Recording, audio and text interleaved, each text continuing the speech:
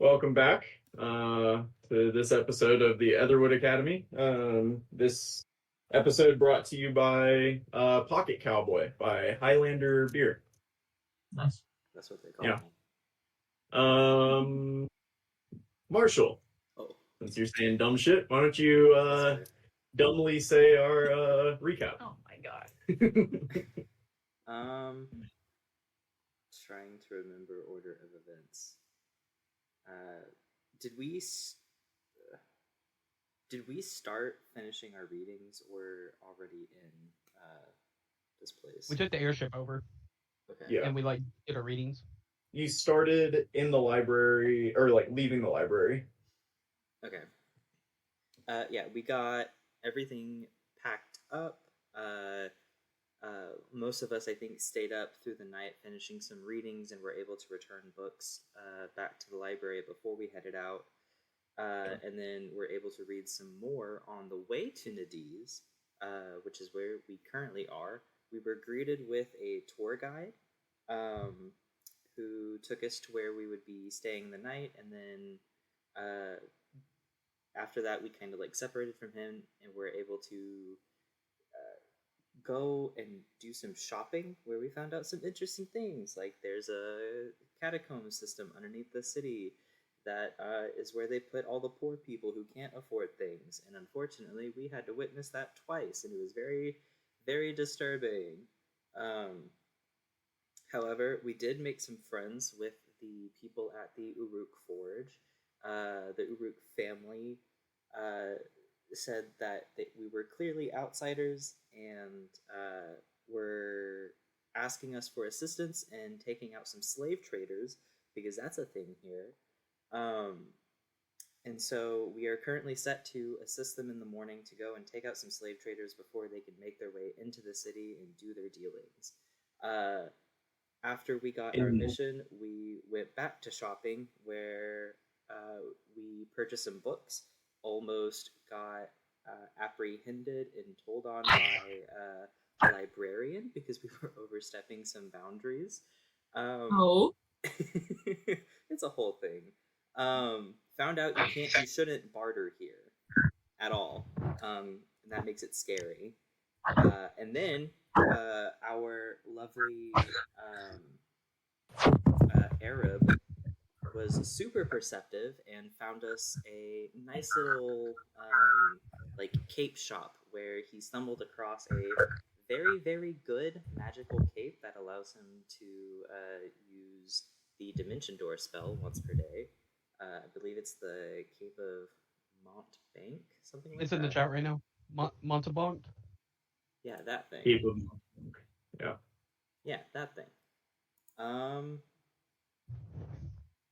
Mountebank. I don't think there was anything else. I think we were on our way to assist the Uruk family, and that's where we ended our day. Yeah, so you said you'd help them in the morning, but it was in the evening. You guys agreed to help them this evening before the slavers made it to the city, so while they're kind of camping out tonight. And so I believe you were leaving the bazaar and heading to the city gate. Is that correct? Sounds correct. All right. Yeah, it's kind of later afternoon, and you find yourselves walking through the streets of Nadiz, headed to the front gate. All right.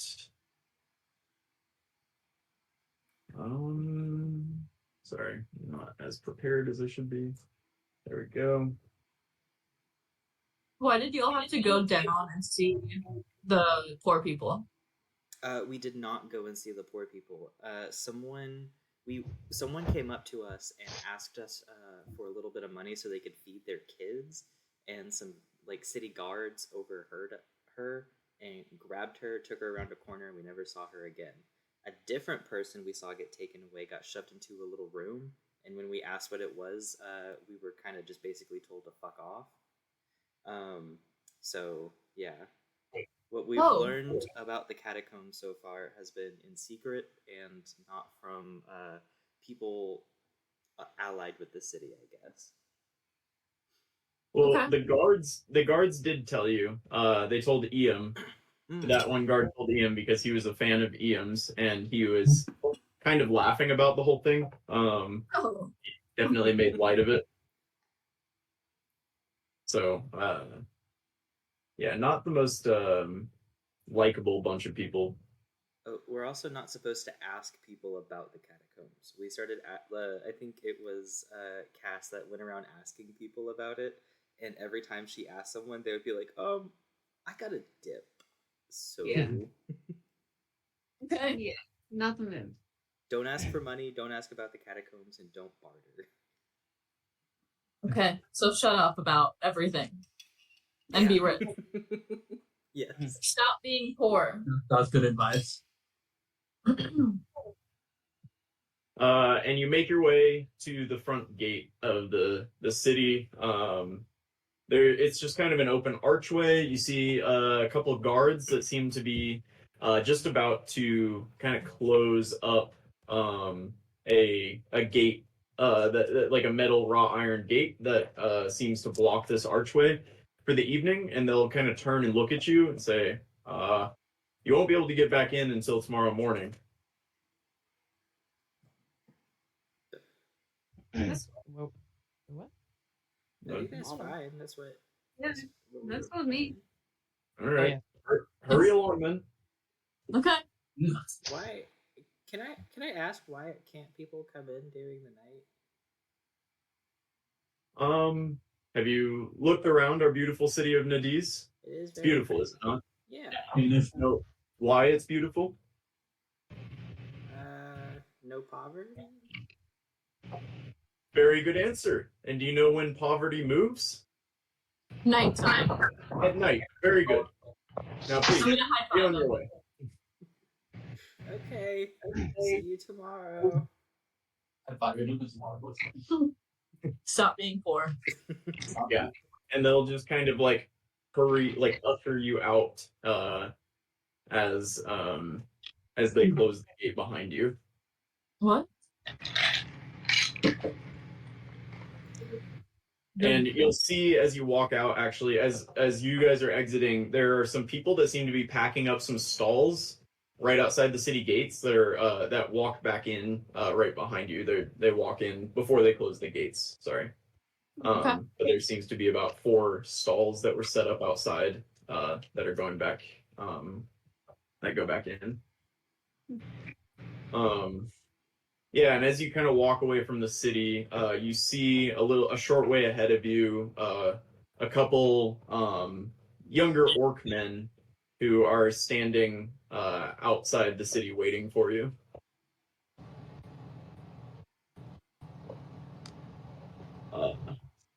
And the younger one will look up and see you approaching and say, "Oh, we were worried you weren't going to make it. Hello. Thank you again for joining us. This is my brother, Graz. And thank you so much. So you'll remember this is Zoe and Graz Uruk. Zoe is the younger brother, Graz is the older brother, and they help their parents run the Uruk Forge. Okay.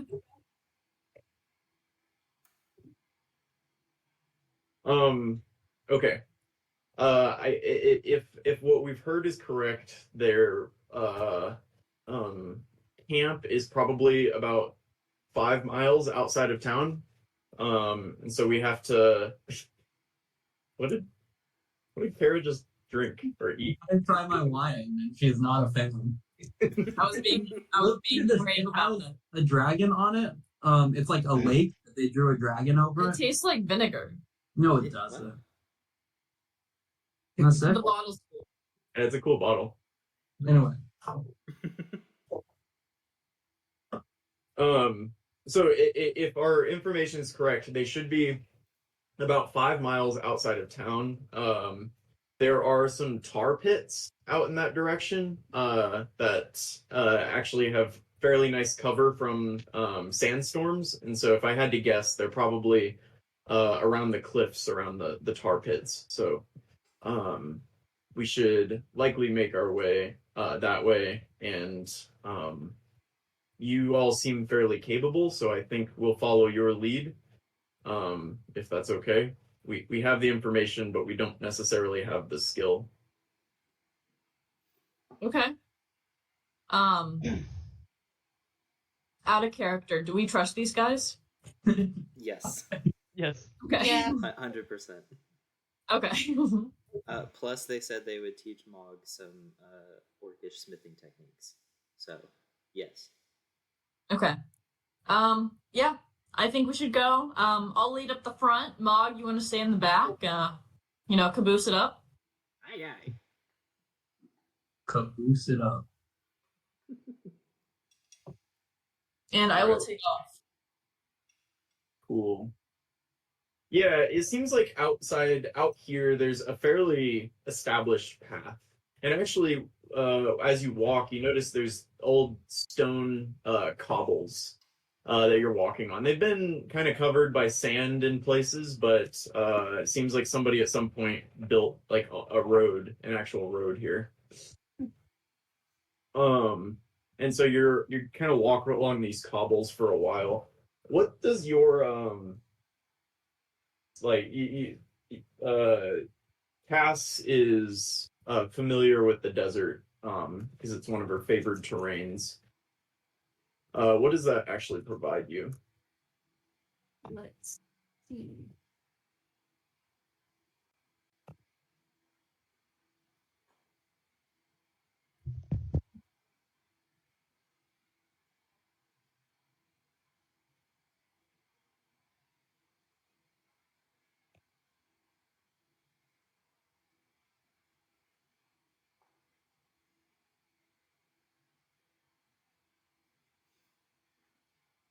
Okay, so yeah, so normally walking through the sand, maybe not on these cobbles, but otherwise walking through the sand would slow you down. But you seem to know how to walk pretty efficiently on this terrain. Yeah, so this doesn't really affect what you're gonna do. Can I get a survival check from you though, as you kind of make your way through the desert? Oh yeah, no problem. Okay.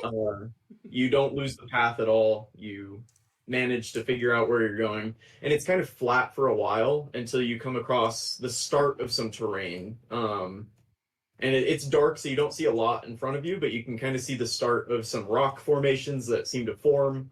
And you get to the point where you start smelling kind of a sulfuric smell, sulfurous. Smells like sulfur. And you look around, and there are tar pits on either side of the path periodically. And you continue walking until you've made it to about the distance that you that the Aruks mentioned you should probably that their camp would be at. And you see off just a little ways in front of you some tents and a couple camels, and you can smell the camels and you can hear them. And then a handful of tar pits surrounding them. But it's nighttime at this point, and you kind of see them off in the distance a little bit. Does everybody see them? Yeah. Okay. Are those the slave traders? Yeah, I think so. This is about where we heard that they would be. So we should go take them out like right now, right? Yeah, I Are we think that would be. Are we gonna kill them? Like all of them? If we don't kill all of them, we're probably in a lot of trouble. Should we keep one to question and then kill them? That feels like a lot. Okay, Or- we'll just kill them. If we That's get fine. down to one, maybe we can try, but let's not let one escape trying to do that. Okay. Yeah.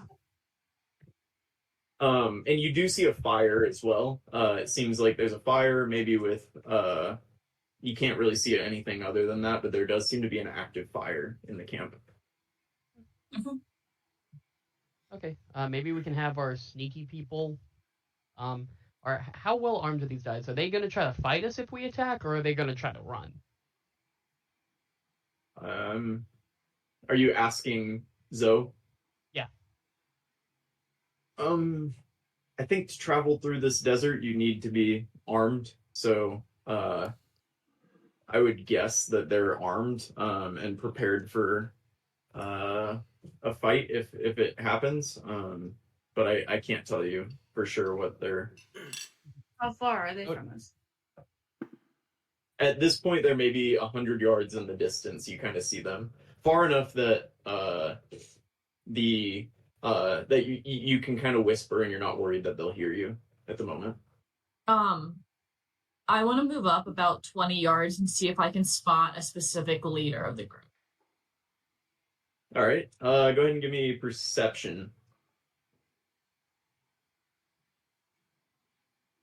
You see a couple tents, but you can't really make out anything other than that. Okay. So we can't just like talk to them and ask them not to trade people. No. No, I don't think that would work. Okay. I think it's probably really profitable for them to do what they do. That's fair. I think they deserve to die. Yeah. Oh, okay. Yeah, I'm gonna agree with your friend here.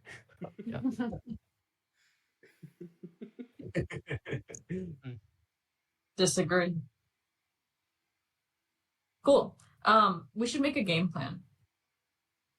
Okay. Probably we set up in some sort of way that like we try to drive them into we could maybe set up some sort of crossfire, like have our sneaky people on the side opposite from town, have me and my heavy armor that can't move very well on the opposite side. With Big Mog? With I assume so, yeah. Yeah. And then I can attack on the other side and just start like crossbowing people. And we have a Sheen who can take to the skies. Oh yeah. Can we use the As always. tar pits? Oh, that's a good question. You said there's tar pits around the. Yeah, there are a couple tar pits, and you can see that the tents are kind of built or are kind of set up, scattered about a handful of cliffs, and so there's maybe some like 5-foot cliffs, and there are a couple tents up higher and a couple tents down lower that you can see, and then tar pits kind of scattered between them, and they seem to be camped along the side of this cobblestone path. So they're like right on the path. They haven't really moved off of it very much. Would the tar pits be dangerous to go into, like directly? Like, can we? I don't know. Mog's big, and he's strong, so I imagine he could maybe like lift one of them and throw them into the tar pits. Would that do anything, or are they like old tar pits where it's more like solid ground now? The ones that you've passed so far definitely don't seem to be solid ground. Okay. Other question. You said we smelled sulfur. Mog does a lot of fire stuff. Is that going to be an issue? Go ahead and give me a survival. Yeah, survival check. Let's see how well you know tar. Nat 20 plus 5. Oh my god. I wish that was for the fight, but okay. Yeah, tar is generally flammable. Okay. What does mage armor do again? Mage armor is 13 plus your dex. It makes your AC down. Oh, Pretty handy. I got new armor, so my AC's higher now. Does anyone want mage armor? Can y'all hear me? Yes. Yep. Yeah. Fantastic. I figured it out. Okay. I'm gonna cast Find Familiar while we're kind of messing around. And Raven will appear. I'm going to bring out my my manifest mind real quick. Blaze. Okay. All right.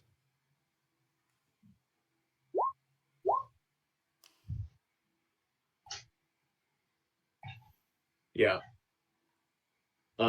Zoe and Graz, is that his name?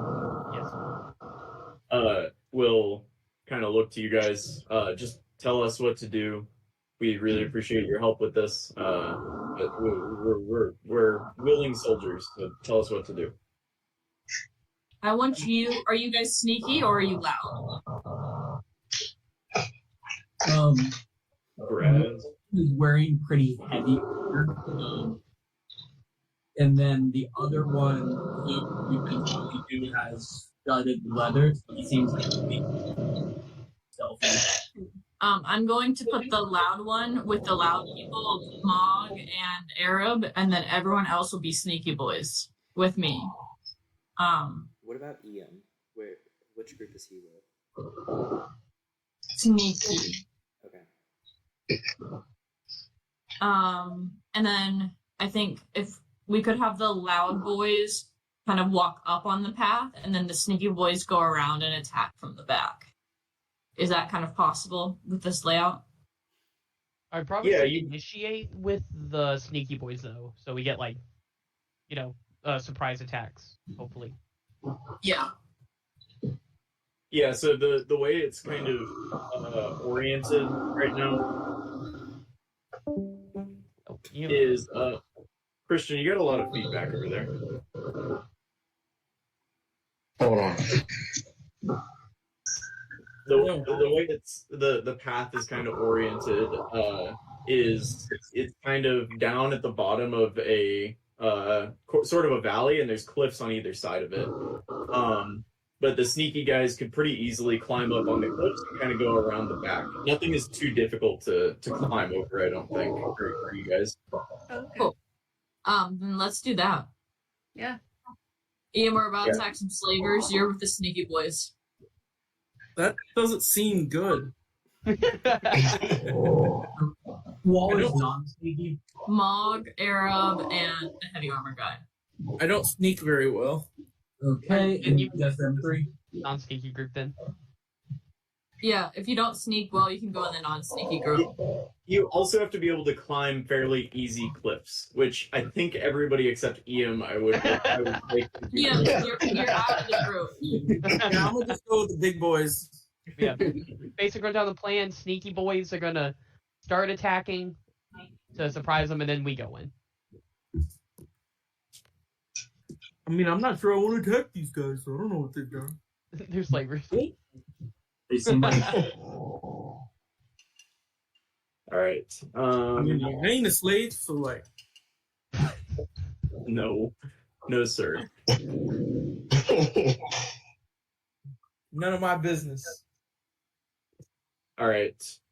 Can I just get? I'll take a. Let's just all of the sneaky boys go ahead and give me a stealth check, and I'm just gonna set you all have to add up to a threshold. So if one of you fails, it's not necessarily bad. Other people can make up for it. Low start for household thing to really carry this group. that was Hell yeah, Cap. Zoe rolled an 8. Low. He's doing his best. Don't roll a 1. Too late. Yeah, Sheen. I need a roll from you. Oh, I'm with the sneaky boys. Oh. Or you can Okay. fly above, I think. Yeah, I was thinking I was gonna fly. Well, that is being sneaky. That doesn't sound very sneaky. Yeah, Fly? he just be with us. Take to the sky. Well, I'll do the sneakiness, and then I'm gonna fly. Is it a bird? Is it a plane? Okay, not bad. Better than Zoe. All right. It's a machine. It's a machine.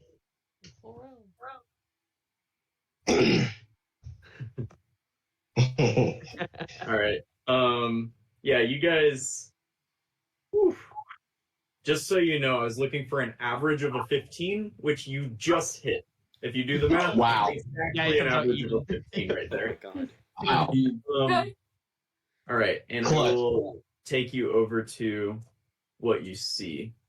Take So the sneaky boys are on the left, and you're kind of sitting up above a couple tents below you.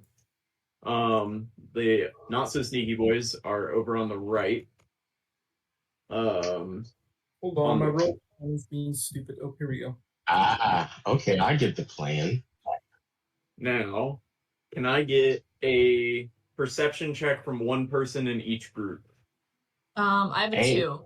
I got a +7, so I got non-sneaky. All right, sneaky boys, what you got? Not me, I'll tell you that. Cass? All right. All right, Cass. Yeah, I think so. So you we've already both, split up you then? both spot a what seems to be maybe a patrol kind of walking back and forth along this narrow path here. You can see him here. And he doesn't seem to see anything at the moment. He's kind of gazing into the tar pit right now. Doesn't seem to be particularly observant. Arab, you see with an 18 some movement around the fire, but it's kind of blocked right now from your vision behind the tent. But you see some movement around the fire. Otherwise, everything's quiet. Oh, and Campbell's. Campbell's over here. I'm gonna go ahead and cast clairvoyance, Oh, and I would like. It takes 10 minutes to cast that. I'm saying we're gonna be there a while. We Yeah, haven't I'll rolled just- into initiative yet, You haven't. That's true. so 10 minutes is still just 10 minutes and not like 100 rounds. All right. And I'd like to cast it in the orb into the fire. That way they can't see it. He's got Okay. a fantastic point. You can begin working on that. It does require a verbal component, and since you can see that person right there, and you guys are 65 feet away, I'm gonna need a somewhat simple stealth check from you, so that you. I can put a hand on the shoulder and cast guidance. Oh, it's not gonna save the day. Oh, I'm gonna. Ugh. It's time. Damn it. Yeah. If we, if and we as hear this- him, we say attack. Yeah, I think. What we're gonna do here, nobody gets any attacks. We're just all gonna roll into initiative, and we're gonna see what happens. Wait, we could have done that. It's a mile range. We could have done that before we were 60 feet away. And this guy, he looks up as soon as Ian starts muttering. He kind of mutters and then like sneezes in the middle of it. And yeah, we're gonna go ahead and roll into initiative here. Arab, no. Damn, we're not doing Oh, I great. know I'm gonna get like a 3. I always do. Yo, Oh man. We really weren't ready. We really weren't ready. They get surprise attacks on us, actually.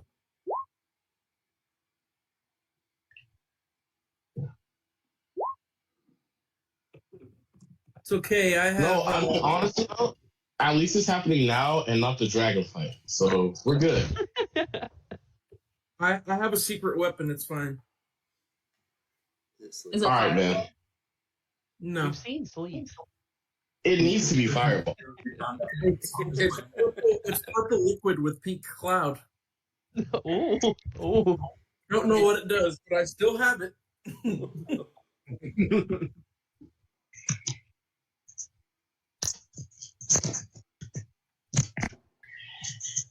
All right.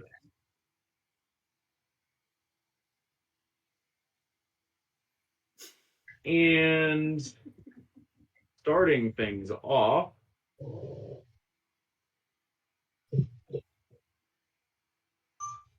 EM is kind of like he gets down, he starts muttering his clairvoyance, looking at the fire. He sneezes and his eyes close for a moment, and when he looks up,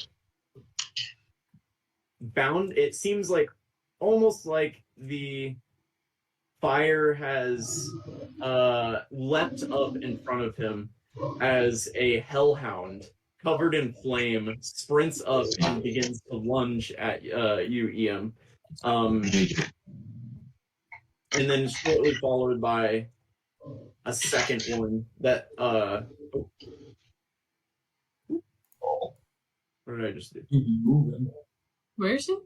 A second one that seemed to block your path at the moment as two hellhounds sprint up and begin barking in your face, Ian.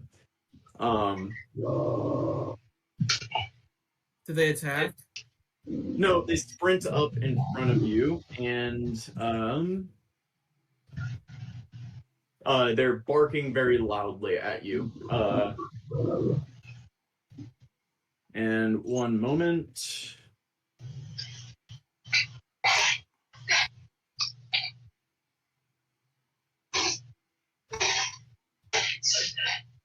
As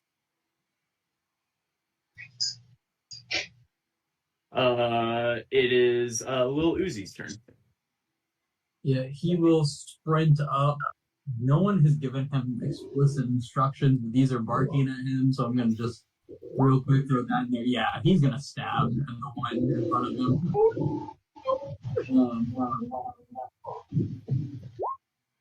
A 20? A 20 will hit. For 8 piercing, max damage as he stabs the one in front of him. And then he looks up with like really big cat eyes. Yeah. Yeah, you stab into it and it lets out a yelp. Then that is it for him. Cool.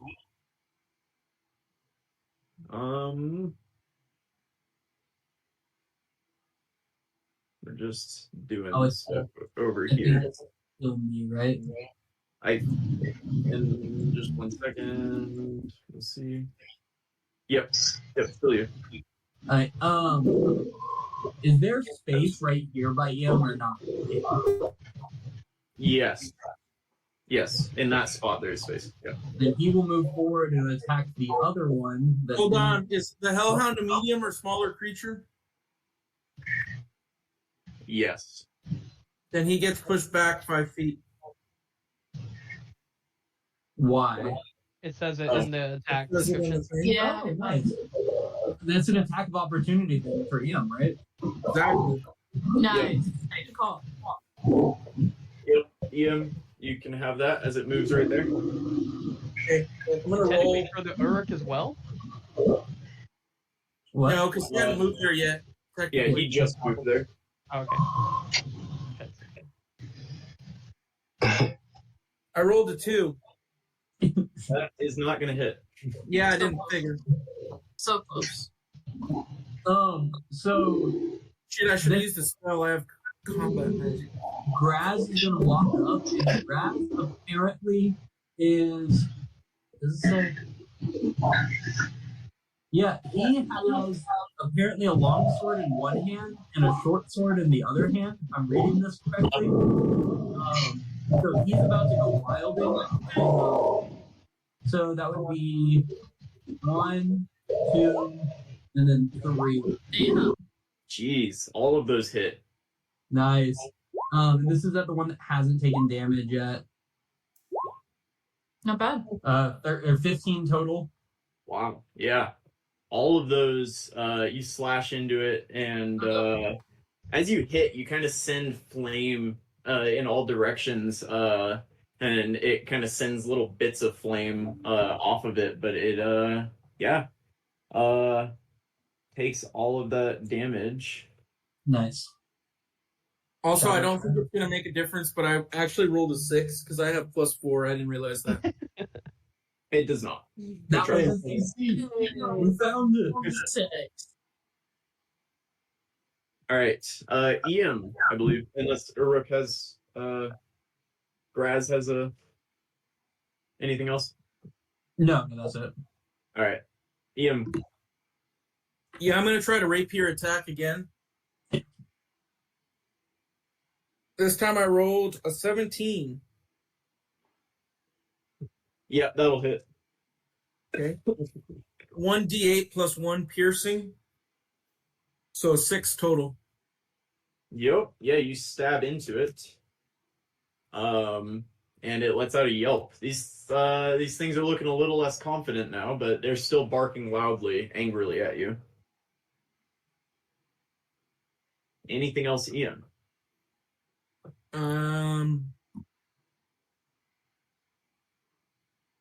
No, I don't want to move and give them an attack of opportunity, so. Cool. All right. This guy is going to run 30 feet to here, and he's going to shoot a crossbow at the orc. Hey. 7. No. All right. And then all of you will likely see this, but you see 2 other figures emerge from the tent and start looking around. This kind of green tent down at the bottom. And Raven, that is your turn. Okay, so no one knows about us up here yet, which is really cool. So I'm going to move right there for 10 feet and shoot my short bow at advantage on this guy. Yep, all of that is true. Okay. I think that hits. That will definitely hit. And then it'll be, I also get my sneak attack damage. Yeah, is that 3d6 or 2d6? But it's 3d6 now. Yeah. Oh, yeah, it is. Nice. For 17 damage total. What? Yeah, you nail this guy in the back with an arrow. And he kind of like doubles over in pain and yells out. He's like, "We're under attack!" And he's gonna start looking around frantically. After that, I'm going to use my remaining 20 feet of movement to move to here, coming down off the first cliff. And then bonus action hide behind, like up against the tent. All right, give me stealth. Yeah. Cool. That's my turn. Went really well. All right. That's Zoe. I don't know why it says band captain. Oh. He is gonna come down the cliff to here, and then he is gonna take Raven's lead. He only has throwing daggers, so he's gonna throw 2. However, at this distance, it really can't fit. Because it's 2016, he's 30 feet away. So here's 2 dagger attacks at this 12 and a 14. I think both of those hit. Hey, Christian, can you mute yourself when you're not talking? You got a lot of feedback. Okay, yeah. We love you. Wait, those both hit? Yeah, both of those hit. Damn. Did not see that coming.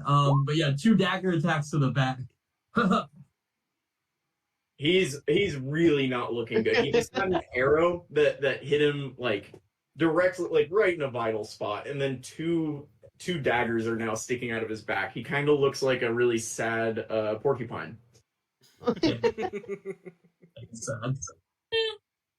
it for Zoe. All right, Big Mog. Okay. I'm going to scurry through everyone up to about here. This is where I'm going to rage and kind of push past the hellhounds and just barrel towards this guy. All right, that's going to be 2 attacks of opportunity against you. That's fine. Can you make me? Okay. Can someone make me big? Yes. Thank you. Yeah. All right. So, first one coming from the guy on the right. Second one coming from the guy at the left.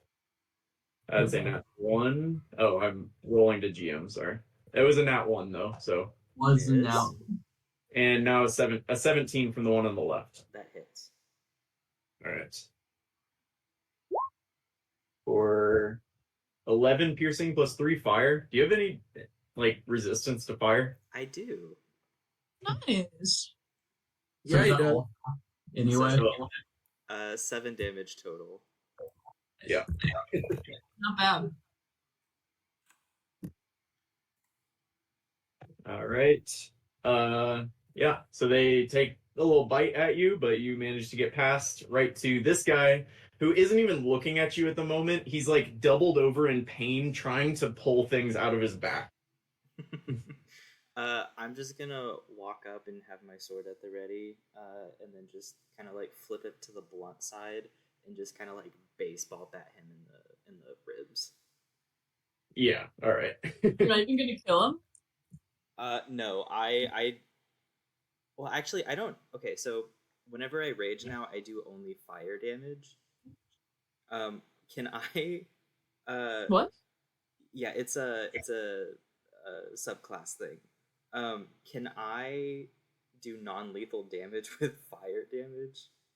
I don't think you can do it with fire damage. Can you choose whether you do fire damage or not, or is it? Why are we doing non-lethal? Mog does it like to kill people.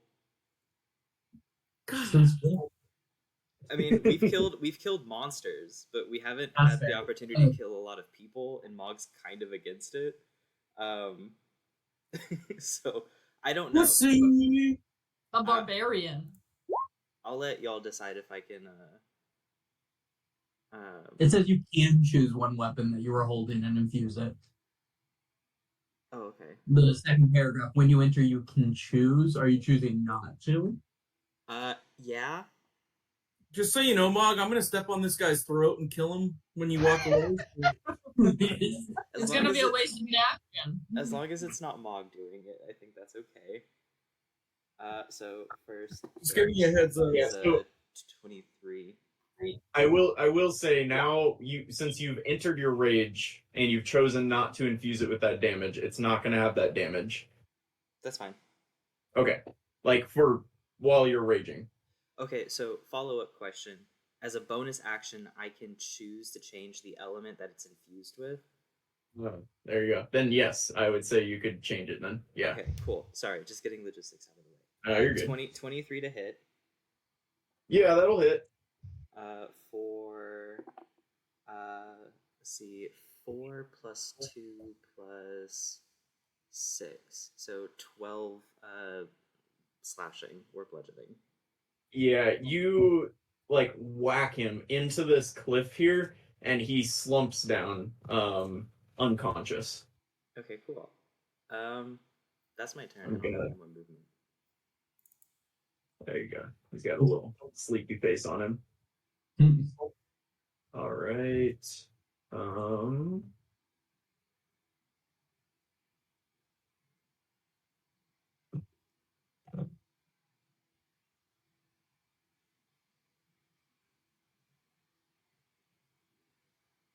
Okay. Nothing's happening. Don't worry. You guys are good. I don't believe that.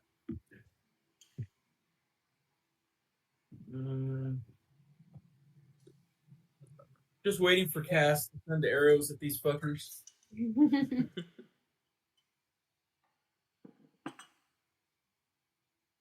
All right.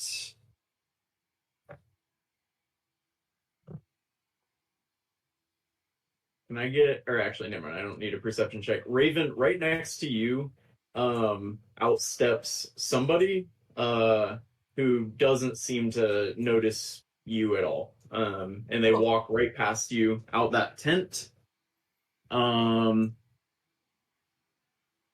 Okay. Do they step within 5 feet of me? No, the entrance is, you can see right there. So it's unfortunately 10 feet away from you.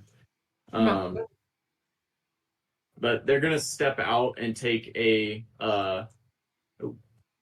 just kidding. That's the wrong character sheet. And they're gonna step out and throw a spear at the orc dude standing right there. It's at 20 feet. Oh, 25. Oh, he can move 5 feet though. He's gonna step to right there and throw a spear.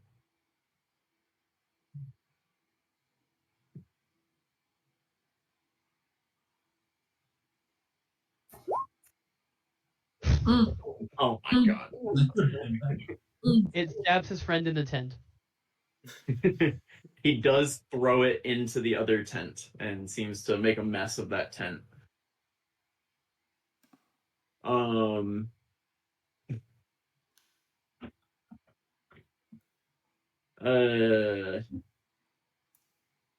right. Well, I guess that's his turn. He's gonna pull out another spear and hold a shield up in front of him, kind of looking to fight this orc there.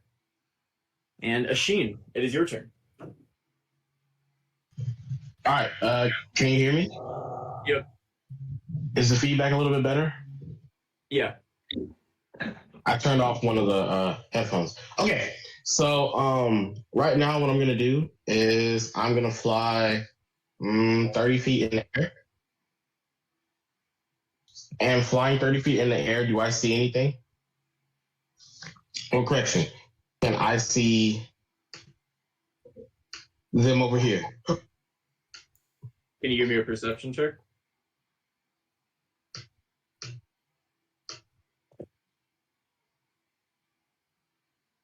I suppose. Okay.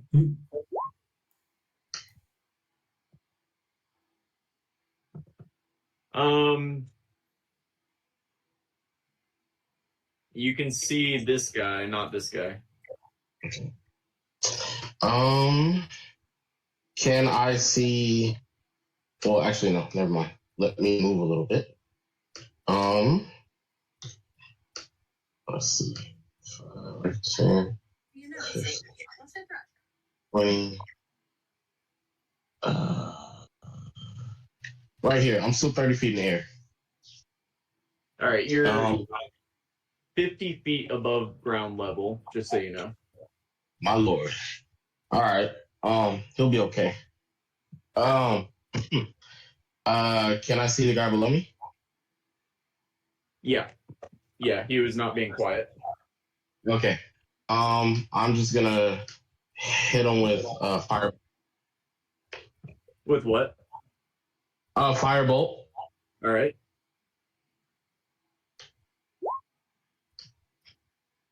Uh, 13 is gonna miss. Oof. Oof. All right.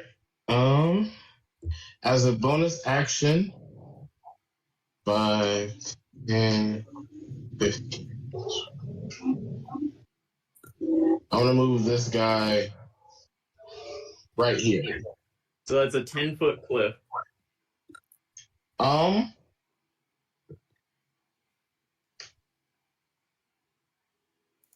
Right here. Okay. And that's it. Right on. Cass, that might be the lowest you've ever rolled on initiative. What are you gonna do?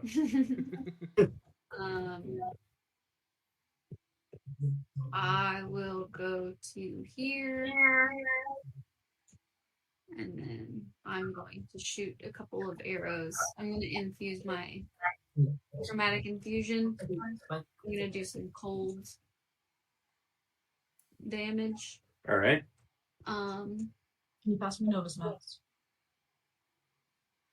per minute. Against this guy over here that just came out of the tent. Not this guy. Oh, way over there. All right.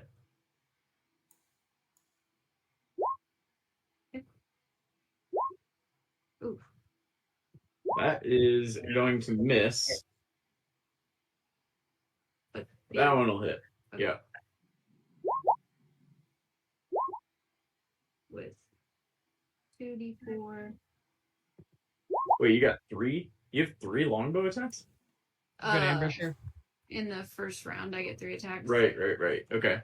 Yeah, first and second hit. So 11 plus 8 plus 5 is 24.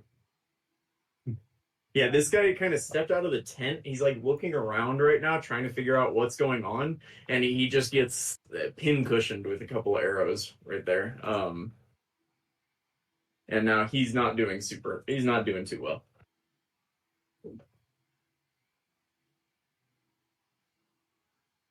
That's all I'm gonna do. All right. And last but not least, Arab. What are you gonna do? Arab, as his action, is going to cast Spirit Guardians. So both of these doggies are going to need to make me dex saves. All right. That was right and then left. The first one passes. So I think he takes, or half? Actually, forget. On a successful save, the creature takes half the damage. So yeah, let's roll that 3d8. And they are evil, so No, the evil depends on me. Oh, okay. So they take radiant damage? They take radiant damage. It would be weird if they took necrotic. But yeah. Yeah, so the left one will pass and take the 8 damage, the one on the right will take 17 radiant damage. It happens. I still think it happens on its turn. It says, I believe, before. Wait, let me read it. It says when the creature enters the area for the first time on a turn or starts its turn there. So I mean, the damage can still happen on their the turn. The way we had ruled it before was me casting it counted, or at least last time we counted that as it entering. It says on its turn, just we might have, but I think it's just on their turn. It's like any of the spells, like the moonbeam and stuff. It always happens on the characters, like the person in its turn, not the casters. Oh wait, it says a wisdom save. I rolled dex, but wisdom isn't going to be any better for them. Actually, they're the exact same. My bad. Or I told you dex, so that was my fault. But yeah. Well, either way, yeah, I cast that. They did enter it for the first time on a turn, yeah. Yeah. Starts his turn there. On a turn normally means on that character's turn is the only reason I was saying it. I'm there next, so it's not like it makes a big difference for this specific fight, but yeah. Okay.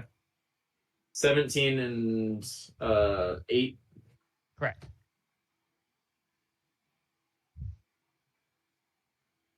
All right. Yeah, these two guys, they both let out a yelp. Continue barking at you, but they're not doing great. All right, and then I'll use my movement. I'll go around through the vertical area and get in between Ian and at least one of them. And then that'll be my turn. All right. Damn, I love it. Protecting me. You are being guarded. Now,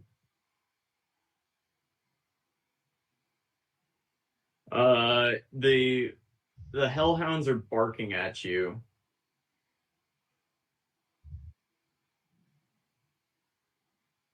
All right. EM is about to have to make 2 saves. The rest of you just make 1, as both of these things let out a cone of fire. Oh, what's the save? I'm gonna need a dexterity saving throw. 2 of them from EM and 1 from everybody else. Can it be at advantage? I don't know why. Because the guy who's playing EM knows how to deal with animals? Nope. All right. Everybody passes except for a rook, so you're gonna take half of this damage. Em, you're gonna take half of both of these damages. So Okay. actually, let me make sure. So the first one is gonna be at Arab, Em, and Lil Uzi for 9 damage, fire damage to all of you. Holy shit. Little Uzi goes unconscious. Okay. He drops. Oh no. All right, in the second one, the Uruk is going to take all of this damage, and Em is going to take half of this damage as well. Oh, and actually, real quick, I was reading through it. It's actually says both for Spirit Guardians. It says on its turn and when it starts its turn there. No, so any type of area of effect spell like that, if you enter it on your willingly enter it, you take that damage, or if you start your turn there because someone's cast it on you between turns. It's the same way Moonbeam works or any other spells that are like that. So it's always on its turn is when it's taking the effect because now it's trying to move in the area. It says both though. It says lists them as 2 separate instances. It's right after where you says where it starts on a turn and then it says or when it starts turn. Yeah, no, but it was a different turn when Arab cast it since he's at the end. It's listing those as separate instances. So but it didn't enter the area. The area became around it. That's what I'm trying to say. Like you have to enter into the area. It didn't enter into. We had talked about this last time, and last time that's what I was trying to say. Last time we had ruled it, that counted, or at least that's what we ruled last time. Hang on 1 second. I believe you. I don't remember. Because I'd asked that specifically because I knew that's a common point of contention with Spirit Guardians. Okay, so casting a spell so they're included in the area or moving the area on them does not count as them entering. Okay. So they will count the damage from last time as them starting their turn there. Yeah. Gotcha. Okay. Yeah, it's the phrasing's weird on it, Colby, and we probably did tell you wrong last time. We just want to make sure it's right going forward. Gotcha. Yeah. Okay, so 23 damage against the Uruk, and then that's 11 damage against Em. Fire damage. Em goes, wow. All right. And that is their turn. Lil Uzi. Yep, he's rolling his first death save. No. Lil Uzi's been around long enough to roll death saves. You guys are welcome. Dude, if y'all kill Little Uzi, I might quit. We kill him. How is that? Other Uruk, I got a piece so bad real quick. So just give me a second. I'm sorry. No worries. He's just gonna stab a bunch of times. So Did Little Uzi pass his death save? you have no idea. I feel like Why you don't you should spend know. your turn saving him? What's that? Don't act like you haven't killed characters before, man. We need to know. Go save them. You don't know if someone's just dying quicker or dying slower just by chance. Hey, man. At a quick They have You have a track. like they're okay. I don't want to be the one to bring it up, but you have a track record. We have a wonderful mechanic in this game called medicine checks that you guys are welcome to make on the Uzi. And hey, last time my character didn't die, Brendan's did. So specifically only last time. The first time. And it was If like we wanted to raise him up to Ulysses, we didn't name him Medicine Woman and Doctor Who or whatever the hell that line and what? I don't know. It was a line from Talladega Nights, but I forgot it. Talladega Nights is a great film. A flick. That was awful. Dr. Quinn and Medicine Woman. That's what it is. Dr. Quinn, Medicine Woman? And Medicine Woman. I When the think grandpa Dr. Quinn, Medicine Woman was the name of the show, right? I don't. It was, yeah. Okay. All those hit. Are you sure of that? Oh, because the 6, Daisy? Yeah, I'm making that decision. There wasn't like a clear path for him to move to get advantage because this feels like real close to the edge of tar there. So, Okay. those are his 3 attacks on the guy between him and Arab, kind of 11, 19, and 13.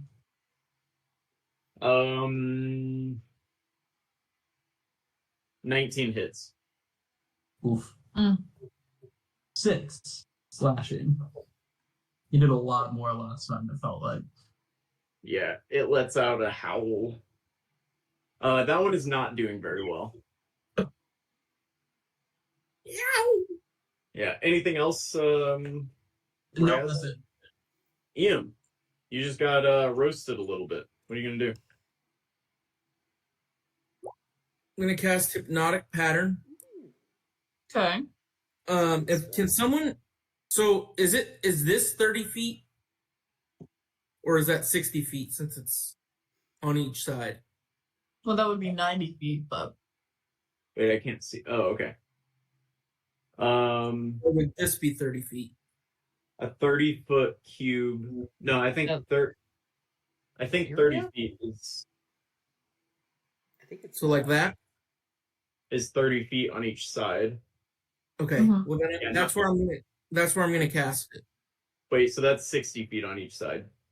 Okay. Well then, there was a way I had it. Shit.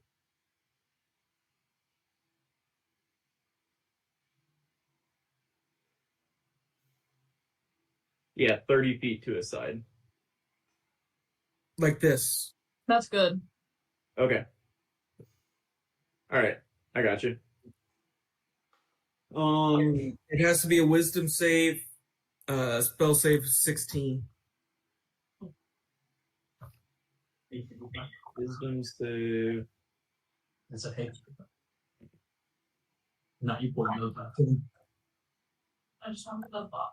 All right.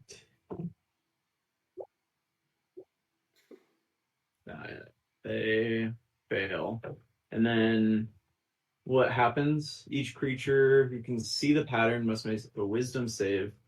On a failed save, the creature becomes charmed, Oh. incapacitated, and has a speed of 0. The fuck? This is a really good spell because there's no save in subsequent rounds. The only way they can get knocked out of it is if they're attacked or if they're shaken out of it. That's really cool.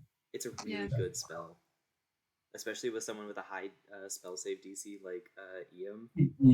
That's a high one, yeah.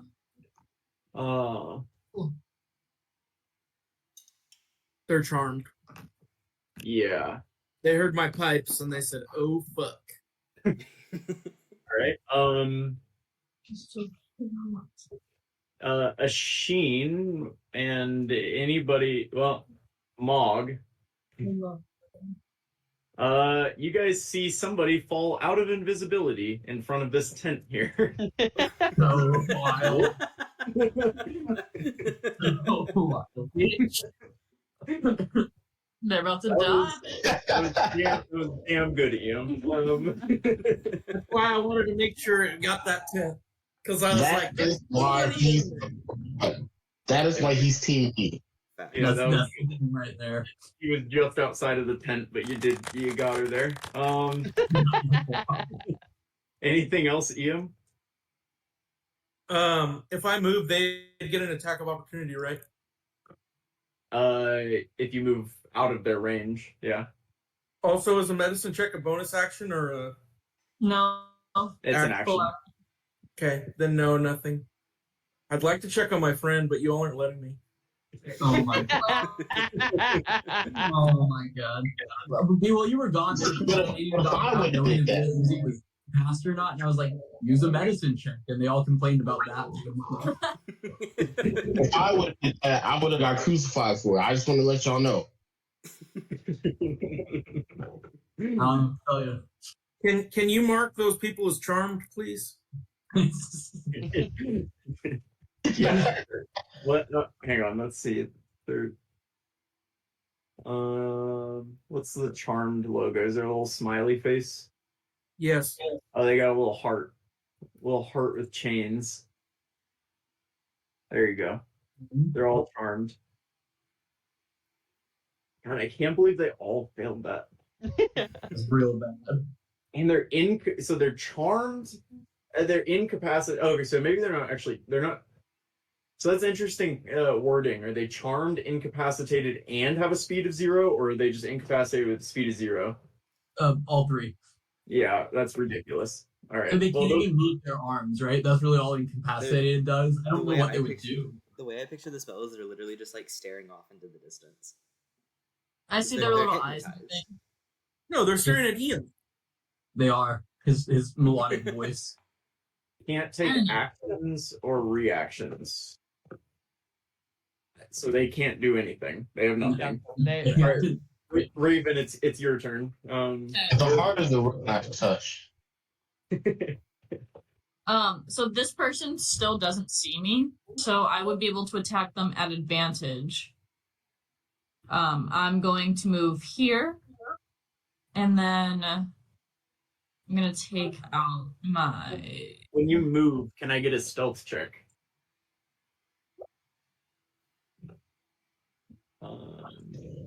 Yes. 11. Not great, but what's his passive perception? Passive perception is 11. So wait, you have to meet or beat AC. Okay, so I would say you met that. I think, or no, his perception met. Yeah.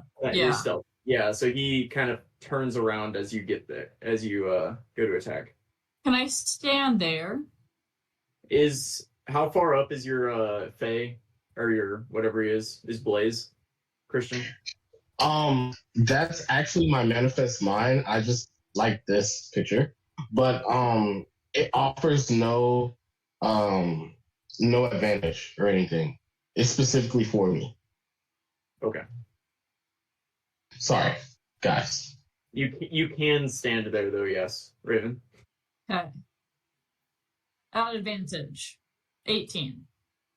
Wait, why did you get it at advantage? Isn't this guy standing there? No, they don't. I was confused about that. I was confused about that. Okay. I think this is a floating brain or a floating spell book more than anything. A 13. Yeah. Can you fill this with water? Well, that's embarrassing. I'm gonna use my remaining movement to go there. Bonus action, disengage. So that was my 30. Actually, none of my bonus actions helped me. Okay, that's it. I moved there. Okay. So you kind of got up to run up and stab him in the back. You kicked a rock. He turned around, and then you took a swing at him. He dodged it, and you continued running around him. So he just spun in a circle, watching you the whole way. Maybe he got dizzy. It'll throw him off for the next turn. Yeah, a little dizzy. Little Raven is going to go next, though. All right. And Little Raven is going to fly down here and peck at this guy. All right. 19. All right. 19 will hit. Yes, for 1 piercing damage. Take that, bitch. I'm Little Raven. Yeah, you kind of peck. He has a helmet on, and you kind of peck between the helmet and get him in the eye a little bit. He's like blinking, but just a little bit. So, Kara, I love you, and we did get it so Little Raven could get 1, but now I can't get Blinky, the guy with swords and stuff. Oh. So No, I mean Little Raven's flying though, so you can go underneath Little Raven in my head. I don't think that's how it works to fill that spot. If Little Raven got it, he would have to be within the 5 feet to get across from you anyway. He was 10 feet up. Anyway, he'll walk up and he'll kind of give a grunt at Raven and then make 2 scimitar attacks and a dagger attack. Oh, you're fine. It didn't matter. 23, 20, and then a nat 1. Yeah, Dagger. the dagger falls into the tar, but the other two hit. God damn. It's okay. I like to believe he has more daggers, but I'm not certain of that. He did throw 2 and then lost that one. 10 slashing damage.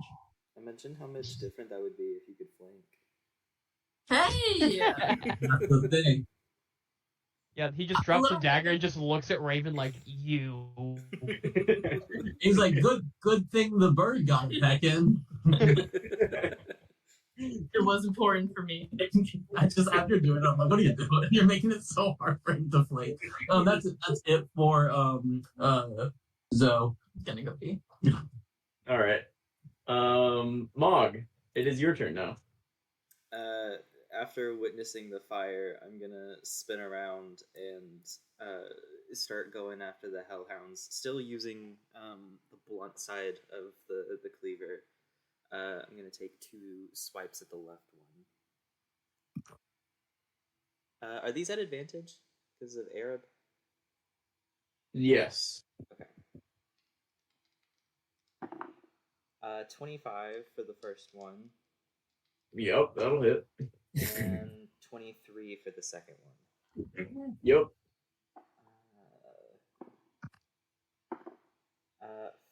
5 plus 13 on the first hit, bludgeoning. 13 for the second one. So 26 total. Which one you were aiming at? The one on the left or the one on the left? Yes. Hit 1 each. 26 Yes. total. Okay, and you didn't change it to fire damage by any chance, did you? No, I did not, and it's still not Okay. lethal if that means anything. Yeah. This one falls unconscious. As you whack the shit out of it. Okay. I'm I'm gonna look at Arab with big dragon puppy eyes and say, "Don't hurt the dog." There's a After bunch of just knocked it spectral unconscious. angels still stabbing them, I think. And that's my turn. All right.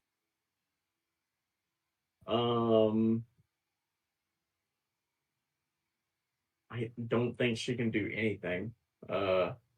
Did she have a counter spell? Because that would have been real nice last turn for her. Oh. All right. Yeah. Whatever. Too late now. No, actually. All Charge. right. This guy's gonna take 3 attacks at the orc. Oh. Whoa. Should have been at the bird. Mother. Damn. Oh my Damn. God. Damn. The first and third hit. Thank God it's not an advantage. Yeah, the 23 and the 26 hit, the 13 does not. All right. 17 plus Ooh. so 27 damage. Whew, yeah. Okay. Zoe's doing okay. No longer great. 2d8 plus 4. What weapon is that? Fear. 2-handed. Ashin, your turn. Yes, it is. Let's see. I kind of want to fly down a little bit. So I'm gonna fly 20 feet down from where I'm at, and then move 9, 10, 15, 20.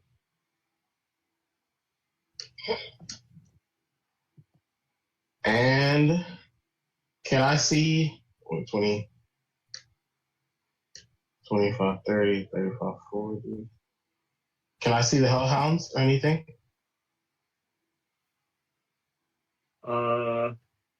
Yeah, you can see the hellhounds. Okay.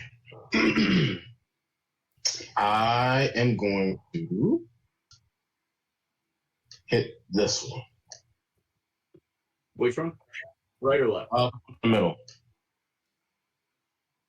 Oh, The right one. wait. Let me see. Damn it, I cannot do it on cantrip. sucks. Okay. If it ain't broke, mirror image. This little bitch. I don't want to hear anything. Have you ever tried to cast Firebolt on the Hellhound? Let me tell you, it's probably not going to be effective. So, fuck all of you for laughing. That's all I have. All right. And as a bonus action, thank you very much, I'm going to move my book like right here.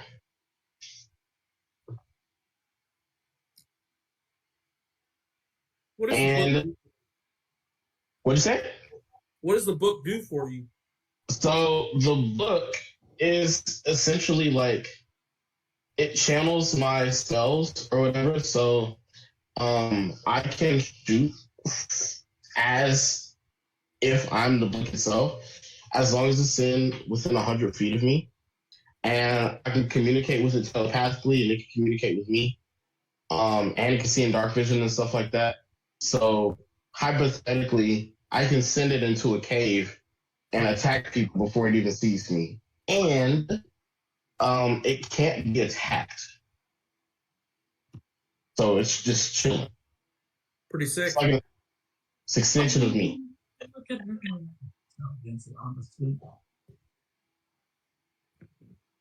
All right. Anything else, Ashin? No, he's chilling. All right, Cass.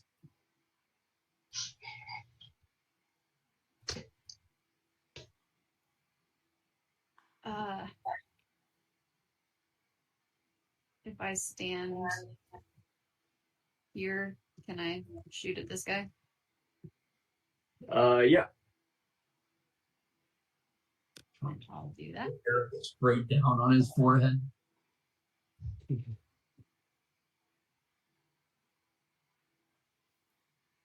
The 20 will hit.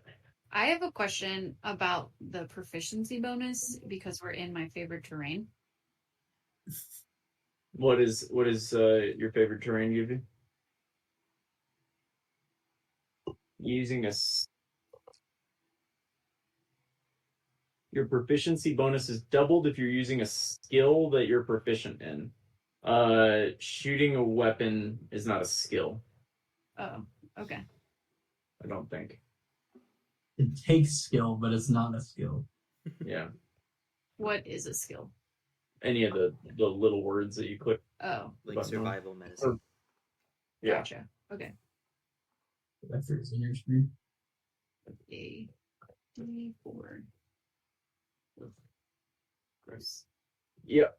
For 8. Yeah, you send an arrow and it kind of grazes him, but it doesn't do a ton. Embarrassing. Anything else, Cass? No, just scooch back. She's such a chunk. Billy's huge. Eric. Just to get that. All right. If possible, I want to exclude the knocked out doggy from Spirit Guardians. Is that possible? I don't know. When can you? I believe I can just choose. I think I'll throw it back in. I'm pretty sure I can choose, because otherwise I'd be hitting my allies. But yeah, is it only the only stipulation is I have to be able to see them. I can't exclude people I can't see. So as long as the doggy is visible, I should.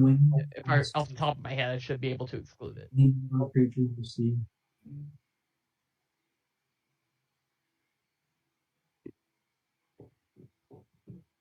You can when you cast this spell, you can designate any number of creatures you can see to be unaffected.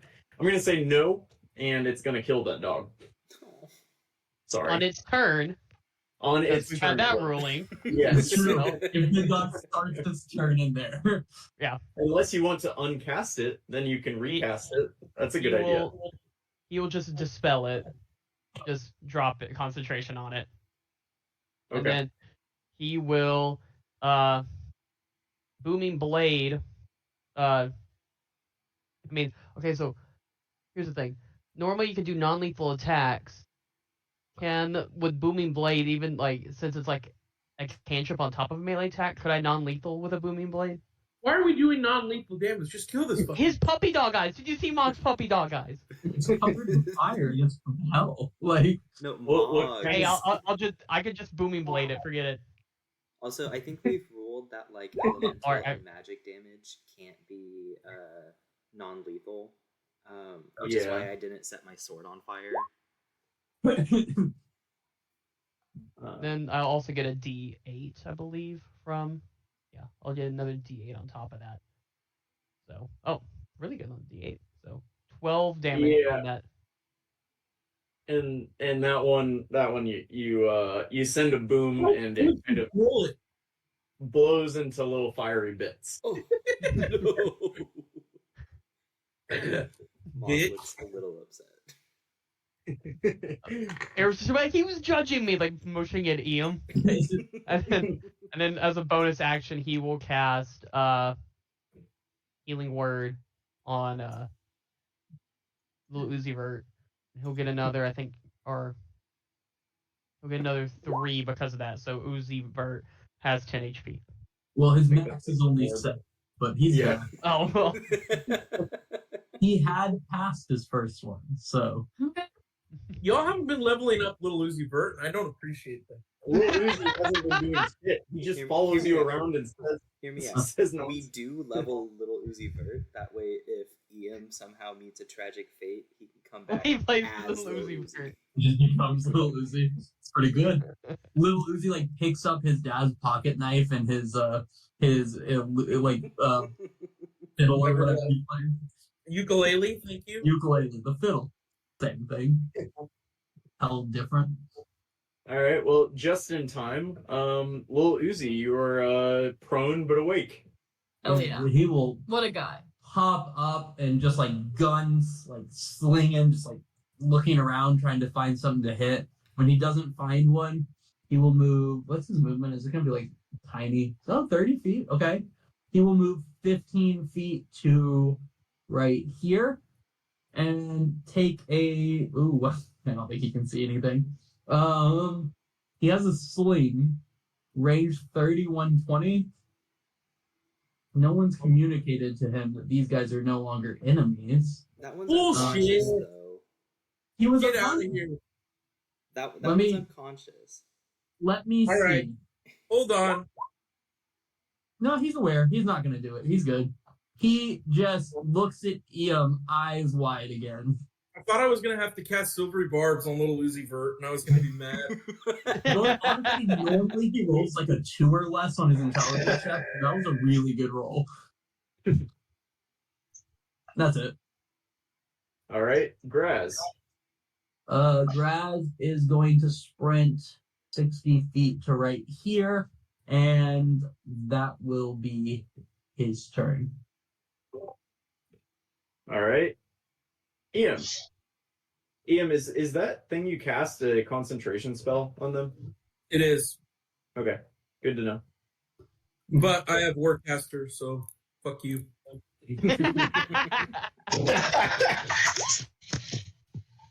Good to know. Continue.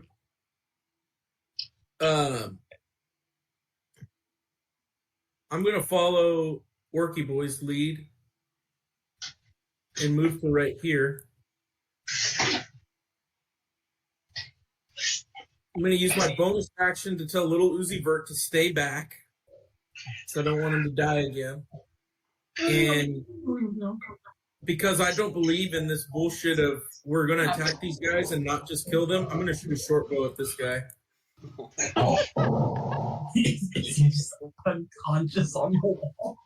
I mean, Ian was trying to kill Felicity like a classmate, so No, I get that. No.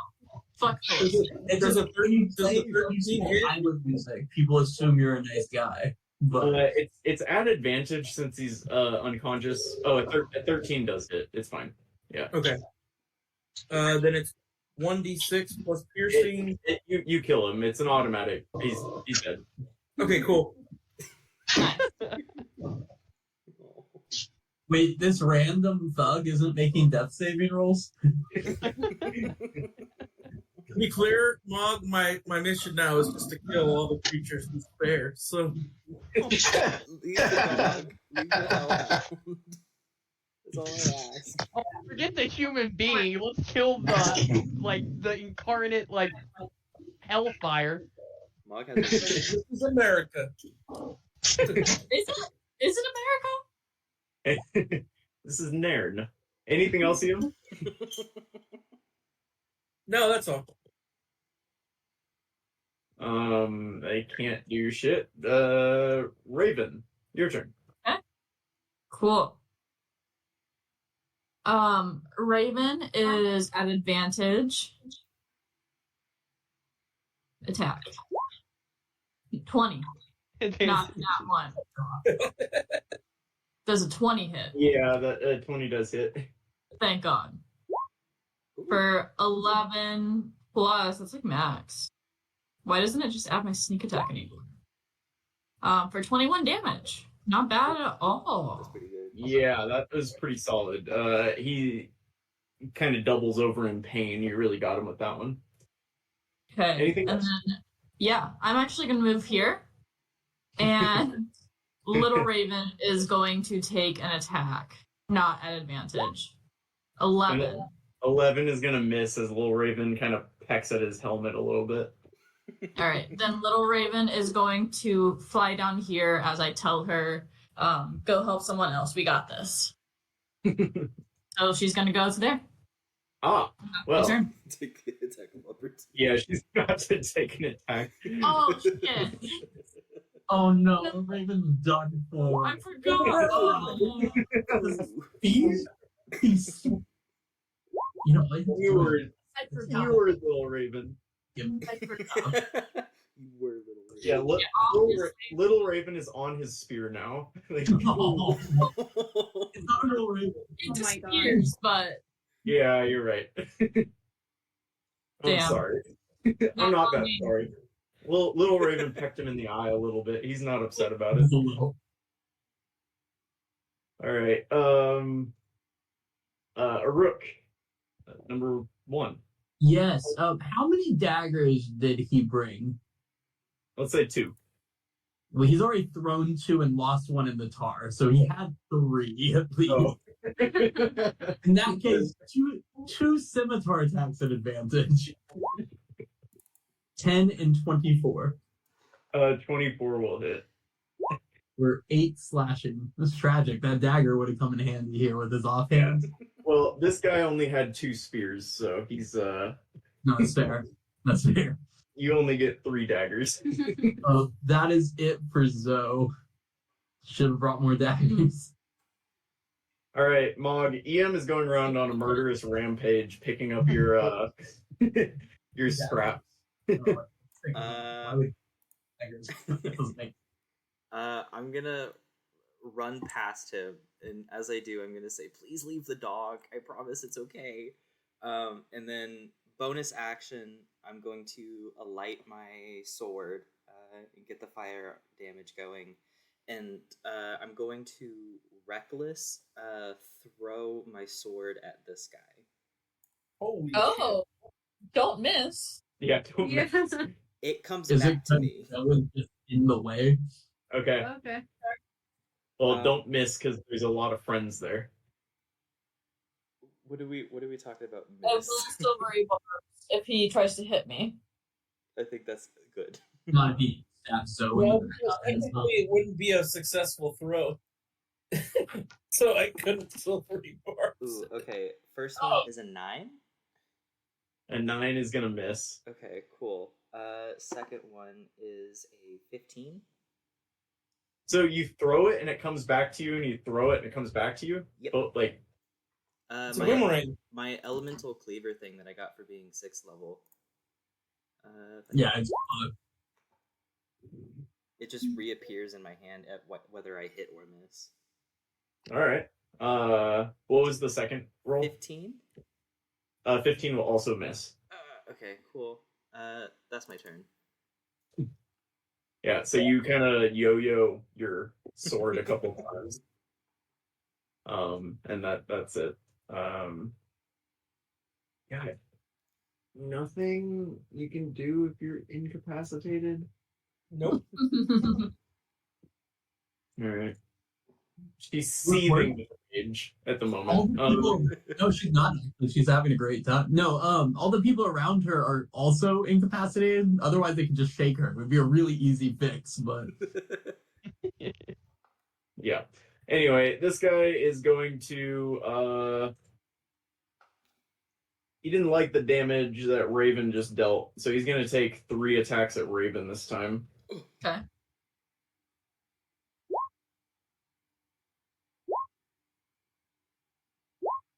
Yeah, my AC's 15, but I do have uncanny dodge at the very least. How many things can I dodge? And attack. Okay. I Can I will. silvery barbs on one of them? He'll silvery barbs one of them. Yeah, the higher one. Okay. And Raven now has advantage on her next saving throw. Hell yeah. Okay. The higher one is at 20. Okay. I will. And then you can half the damage of one of the attacks. First, second, or third attack. First. All right. So half of that, you'll take 4. Then 15. 19. Oh. Oh. 32 damage. You good? that was planned. Yeah, I'm actually fine. I still have 22. Yeah. I'm really glad I chose the first one. I saw the 9. I was like, oh, that seems like a good one to block. Does it? But yeah, that's all he does. He just stabs people's spears. So that's what he's gonna do. Continue to be surrounded by enemies. But I love that more. Ashin, what are you gonna do? Oh, that's a great question.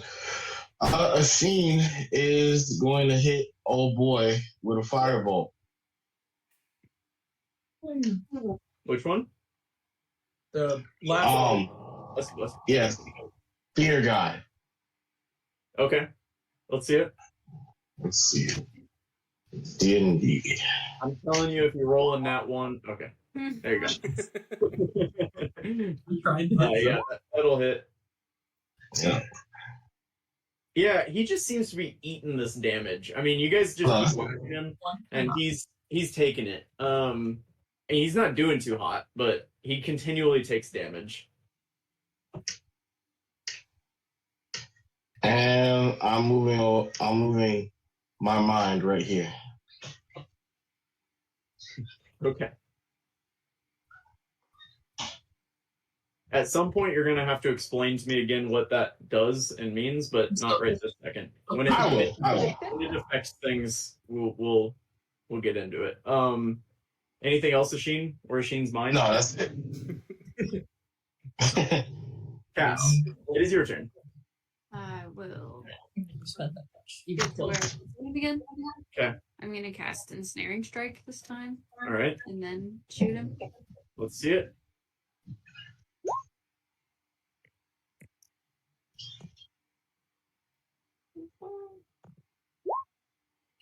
That'll hit.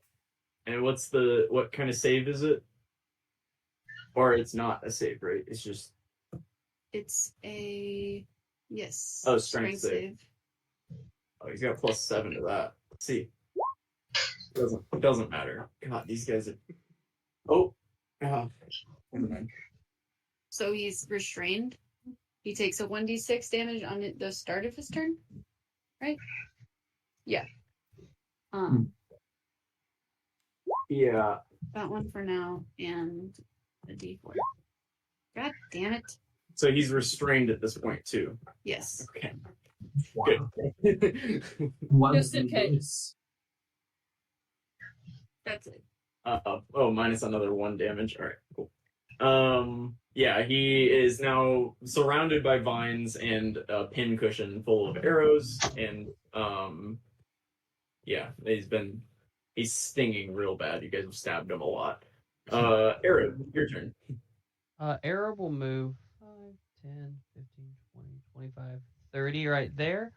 And then, do I have an angle on that guy up, or since he's up the cliff? I'm not sure how high they are. Let's see, 10 feet. It's a 10-foot cliff. Oh. I'll say partial cover. So plus 2 to AC, but he's restrained, so I think you have advantage on this anyway. Oh, okay. So actually, I was gonna do so I'll just do a guiding bolt at him. Okay, that's a good idea.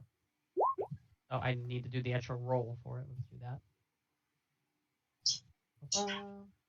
Does a 22 hit? That's crazy. Yep. Guiding bolt is so 19 good. radiant damage. Level 1 spell. That's such a good one. It doesn't make any sense. Just level 1? Yeah, and I can upcast it too, but I did it that time. God. Yeah, and if he hasn't evaporated, the next attack on him will be at advantage. Yeah, well, it was at advantage anyway. He's still alive. No, I'm saying the next attack. Guiding bolt. Yeah, but he's still going to be snared. He's restrained. Oh, so. He's restrained. I forgot about that part. Yeah. Double advantage. Double advantage. He's restrained, glowing, and bleeding profusely. He's still kicking, though. Yeah, he's still alive. Lil Uzi. Lil Uzi's gonna stab the Hellhound. Just like a bunch of times. Because Ian wants to do it. Yep. And then he goes and hides under the rock here because Ian told him to. That's my boy. Did he hit him? Oh, he was unconscious. I could roll it if you want to see it. I could here, sorry. Well, I guess actually do roll it. Oh shit. That didn't it's still alive. He's alive. No, Little Uzi's down. So he's still gonna go hide under the rock. Little Uzi's down. Imagine the fire main. He's just stabbing the fire main, and he thinks that's it. He's gonna bonus action disengage with his low cunning and go hide. Good job, Little Uzi. Oh, that's tragic. That's fucking hilarious, dude. It's a sign. Graz. Can I tie someone up and without like waking them from this trance thing? I think if you enter that, I don't know, if you enter the square where this it said shake him or can you put it back in the chat? You're fine if you enter the square because it's instantaneous, I believe. Oh, okay. But they're hypnotized take for any up to... damage, or if someone uses an action to shake them. He's not going to use an action to shake him. He's going to use an action to tie him. I would say if you tie them poorly, it would have the effect of shaking them. That's fair. I'll give you the DC that's required if you want that. Is there a rope in the general area, or did Graz bring a rope by chance? Graz didn't bring a rope, but there's definitely a rope being used to put up that tent. Cool. Then he's just gonna that out and attempt to tie this guy up. All right. I'm gonna need a. So in order to not shake him enough to wake him up from this, I'm gonna need a DC 16 survival check. It would be easier to just kill him. Survival wisdom, right? Is survival wisdom? Yeah. Yes. Yeah. Dude, just whack him and we'll do it one at a time. I think I should just kill him. Just whack him and we'll do it we'll kill him one at a time. A 6 on the survival check? No. He should have just killed him. He had 3 attacks. Yeah, he's up. One at a time. Yeah, he awakens. He's trying to listen to you guys. So with that, Graz is just gonna pull up his weapons and just stare at him. Less sabotage? No, it's the same. Never mind. We're good. That's so... All right. Okay. EM, your turn again. Yeah, I'm going to cast Dissonant Whispers at level 2. on that one that he just woke up. Hold on. I don't know what. It should have cast it, but it didn't. So we stop somewhere in Bark. I can boot for you. Nice. Yeah, Did it not work? He's gonna fail that. I don't see the damage, but you can roll the damage. 3d6. Okay. It's gonna be 4d6 because I. 46. I only have 3d6 die, so I'm gonna roll 3 and then a 1. 7 plus 3 plus 2 is 12, and I need to roll 1 more. You're good. 13. Yeah, he's gonna kind of put his hands on his ears and start screaming, and then just fall onto the ground. Anything else? I'm gonna move. Is there a way for me to get? Yeah, I'm gonna go this way. I'm gonna fall. I'm gonna move here. And I'm gonna use my bonus action to say, just kill them one by one. To Uruk. All right, Raven, the guy in front of you is wrapped up in vines, glowing, and bleeding profusely. What do you think I should do? You have like 4 advantages because of If I miss, I'm gonna the be snaring strike, the one Tristan. You missed. This is crazy. Your falls in the tar. Oh, that's horrible. It's an advantage, so it wouldn't be the nat 1, but still. Yeah, it's not the nat 1, but it does miss. Why'd you say it? You jinxed yourself. I'm mad. Yeah. My bonus action won't allow me to do anything either. I'm going. I'm just gonna yell really loudly. Do I have any bonus actions that can hurt him? You could hurt his feelings.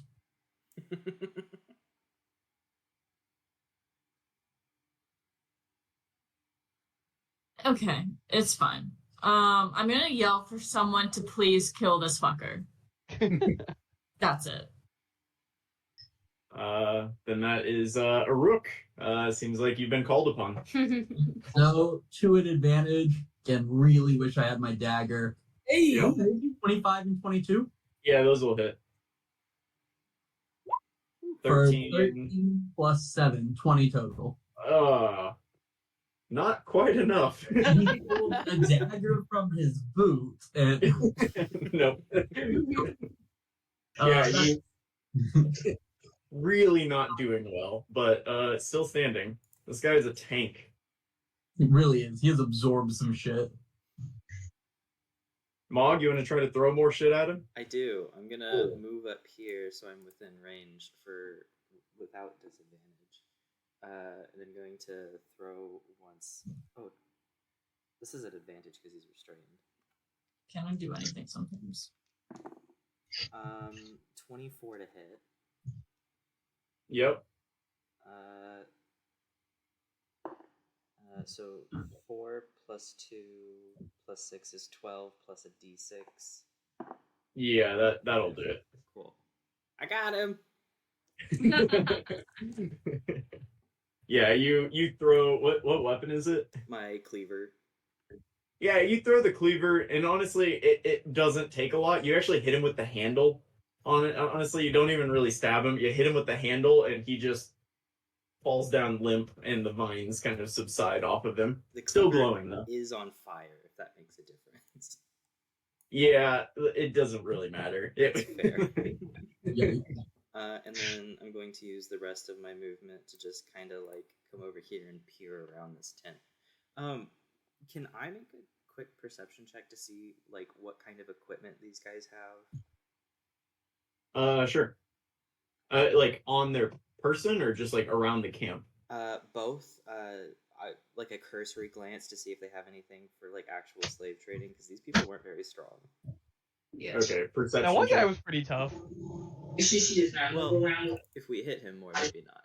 You also froze. Their leader didn't get to attack us at all. Yeah. Ooh, probably not gonna see much. 11. Yeah, you see out here some like a crate with some food near the fire, and then the people that are downed around you have maces. It seems like, and crossbows. Okay, That's about it. that's my turn.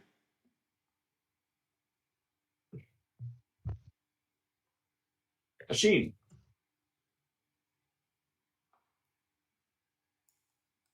Well, wait. All right. Okay. Isn't everybody incapacitated? Those last two Yeah. were, yeah. Well, it only lasts for a minute, so you got to get him up out of here. It's been about time. No. Almost. It hasn't been 10 rounds. It's been like Yeah, No. 4. Oh my Yeah. god. Y'all pounded on them quickly. No, yeah. We really did.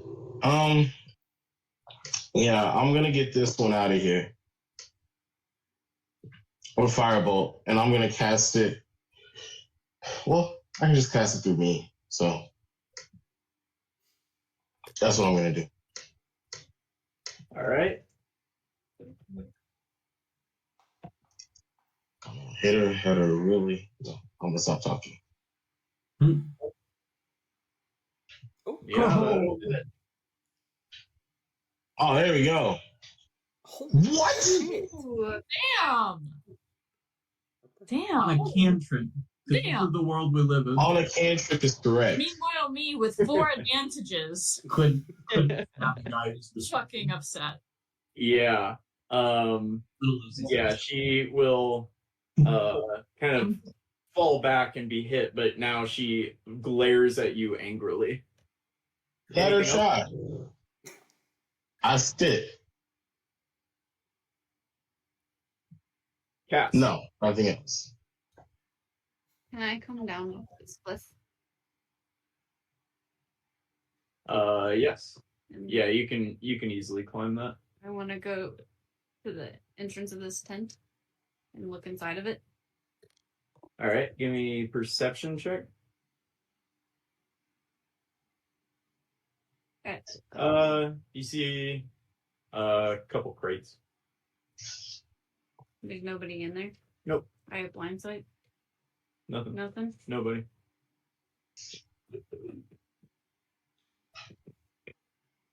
Okay. That chick has been hit. Yep. Okay, I'll attack her then.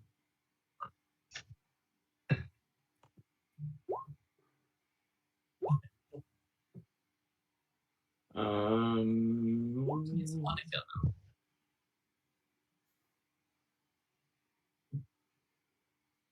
Does a 26 not hit? No, the 26 will hit. Oh yeah, the 26 will hit. Yeah. Okay.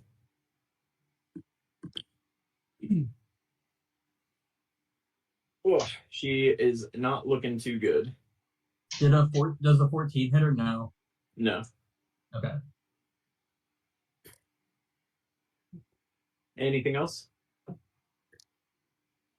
No. Fuck her up, Arab. Yep, I'm gonna move to right here. Actually, no. Right Well, here. hold on. Or can I stay right here? Like on the tent? Rather than on the edge? Yeah, you can stand there. Okay. His mace is gonna light up. He's gonna booming blade or booming hammer, I guess. He has a Okay. warhammer.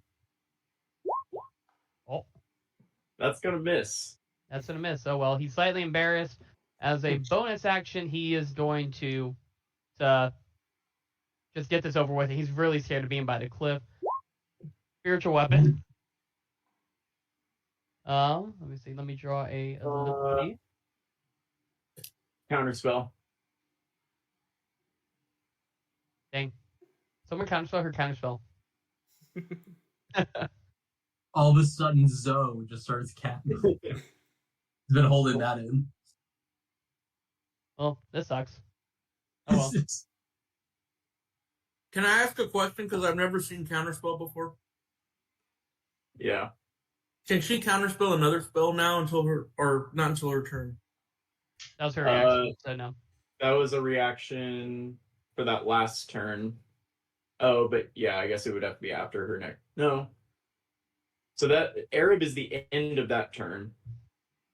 Until her turn. Yeah, it's instead of round, it says turn, so it's she changes until her next turn. Yeah, but okay. Tristan, you missed it one time in the last campaign. I'm pretty sure Christian cast a spell. Someone countered it, and then Christian countered their counter spell. No, I countered the counter spell. Oh, you countered their counter spell? It was a mess. Got raw. That's smart.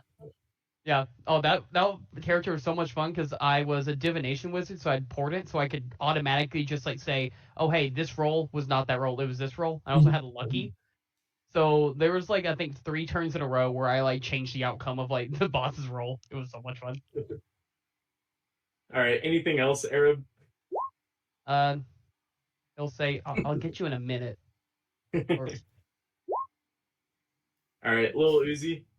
Yeah, he's gonna stay hidden. He was not cursed that. He was not cursed that. Not that one shot. Graz. Yeah, Graz is gonna come stand where the spiritual weapon attempted to and try to finish off this Hera lady with 3 attacks at advantage. 1, Yeah. 2, 3. Yeah. The first 2 are gonna hit. 4, 8 plus 4. Yeah, you're gonna slash into her and she's gonna fall down dead. He wants to cut her head off and like spit on her a little bit. That's weird. That's I'm fine. sorry, are you pro slaver? Are you Answer the pro question. mutilation? Against slavers? He is. You guys don't know Graz very well. You haven't spoke with him before this moment, before like this event. So I was like, do we trust them? You knew so. Great. All right, Ian. Ian's gonna walk over here because he wants to get nice and personal to Dissonant Whisper at level 2. Not the level 2. All right. So it's 4d8. Well, I think he still gets a save. Let's see. Wisdom save? Would he get a save? I think a wisdom one. Yeah, I think so. Okay. Because incapacitated just means he can't take actions or reactions and he can't move. There's Wasn't nothing that one about of the 3 things though? Wasn't He there was like a also lot? charmed. He was also charmed. What does charm take an effect here? I think charmed would immediately fall if he's getting a spell cast against him by the person Yeah. who charmed him. But That was my understanding. of he's it, not too. going to pass it. Yeah, he's not going to pass it anyway. It doesn't matter. Oh, All of that. 6. Just go ahead and 6, and I need to roll one more. So 12 total damage. Oh, really? 6? Andy has to move as far away from me as possible. I guess that's half. That's average. Okay, well, he's going to begin sprinting this way. I would. Yeah, so he's going to move 30 feet in that direction. Man, all right.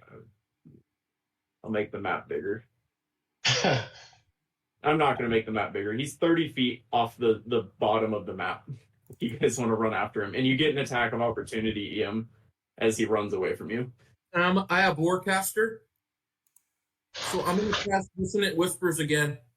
It's fun. You can't use a second spell slot. Even though I have Warcaster? I'm pretty sure. It's a second spell slot in the same... What did Warcaster say, though? Is it like use a reaction? Because then it's kind of a gray area if you're using a reaction, right?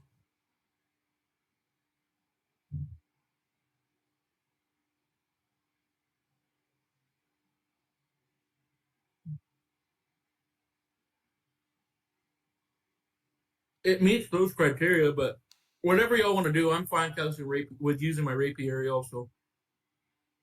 I'm gonna run after him, so. Yeah, it says if you cast a spell as your action, it doesn't restrict your ability to cast a reaction spell. Okay. Then yeah, go for it. Real broken for Warcaster. He's gonna try to pass that save again. He's not going to, but he's gonna try. And I'm only doing it level 1 because I want to save my level 2 spell.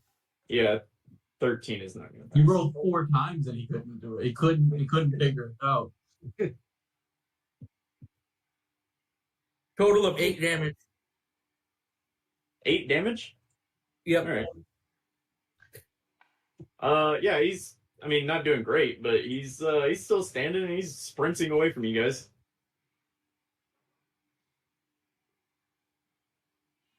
And I will say, running through the desert at the moment, he has he doesn't move as far as he's like running through sand right now. He's not on the path, so he's not running very fast.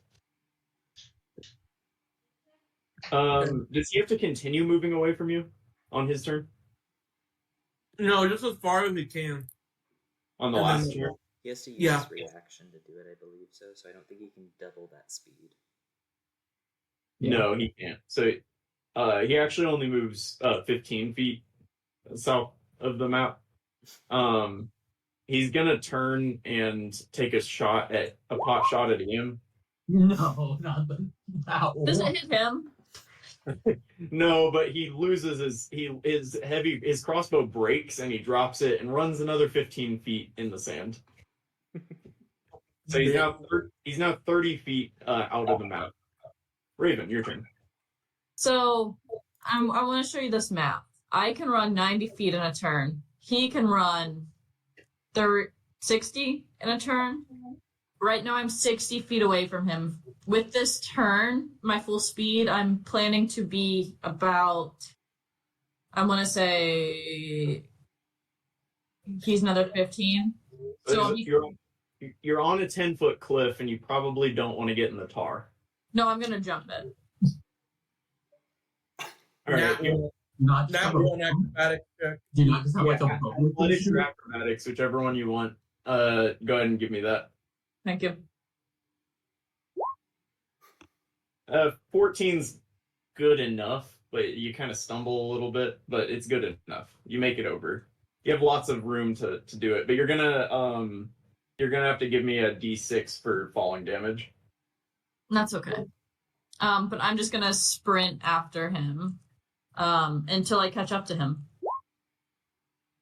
Okay. I'm not gonna catch up to him this turn, but we'll get there.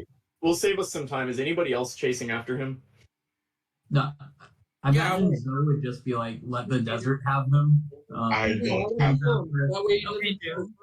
I think we did I can agree. cast Snaring Strike so we can interrogate him.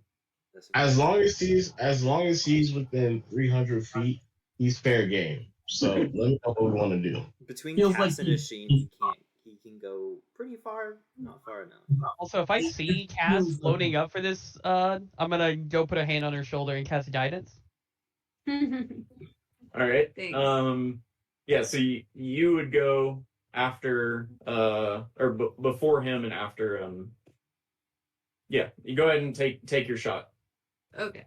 And I'm casting Ensnaring Strike. Yep. Oh my Jesus Christ. You get a +4. That one. The second one will hit. Yeah. Both of those will hit. Oh, great. He's not very good. And then a strength save. Yeah. Yeah. Okay, so he's restrained and we can interrogate him. He's restrained. Yeah, he's restrained at this point. And we can exit combat if you guys are all okay with that. How long does Ensnaring Strike last? Good question.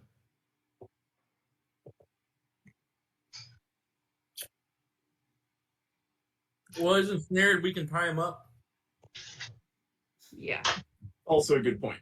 Yep, I'm gonna say we can leave initiative at the moment as you all kind of rush around him, and you find him writhing around in the sand, surrounded by vines.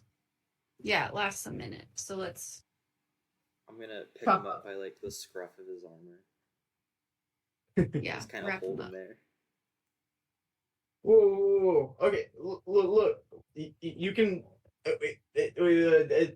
I don't want to fight you. I have no. I'm cool. I'll go back the way I came. I got nothing. There's gold in the tent. Aren't you a fucking slaver? I'm no hero. Look, we were invited. All right, I'm just gonna leave. Who invited you? What do you mean? Who invited us? The Nadiz, the government. The governor of Nadiz. He invited. What? The governor of Nadiz invited slave traders to the city. Yeah, we were gonna take some people out of the catacombs. What's your cut out of that? What's their cut? Their cut is money. Our cut is first pick of the crop, the people down there. Did you call them a crop? No, look, I'm just doing my job, all right? Look, I just working, all right? Just following orders. Yeah, just trying to make a living, same as you guys. Look, you can have the money. It's all yours. I'll go back that way. What are you gonna do after you get back?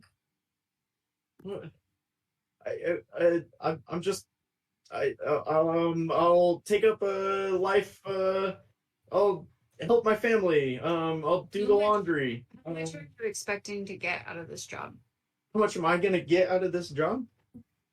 It was 50 gold pieces. I was just hired to help the boss manage the slaves on the way back.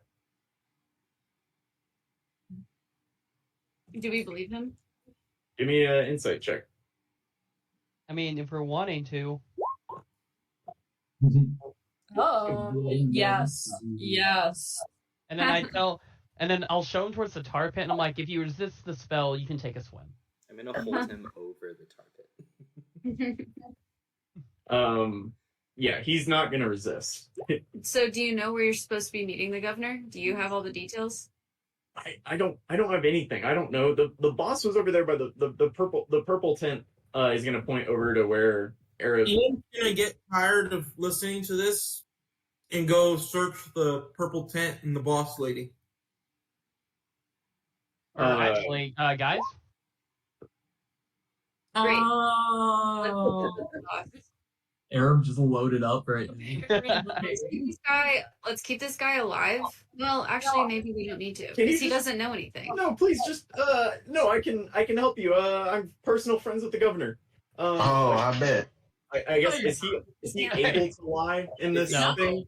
He's not. He's not physically able to, or you can just tell that he's lying. Wait, let me see. Is aware to spell? Can't speak a deliberate lie. It can be evasive in its answers as long as it remains within the boundaries of the truth. So okay. I don't think he can lie. He didn't say that then. Look, I promise. I'll run in that direction as long as I can possibly run. If you just let me down, I promise I will do that. We should let him down, and Ashin should snipe him just before he's out of range.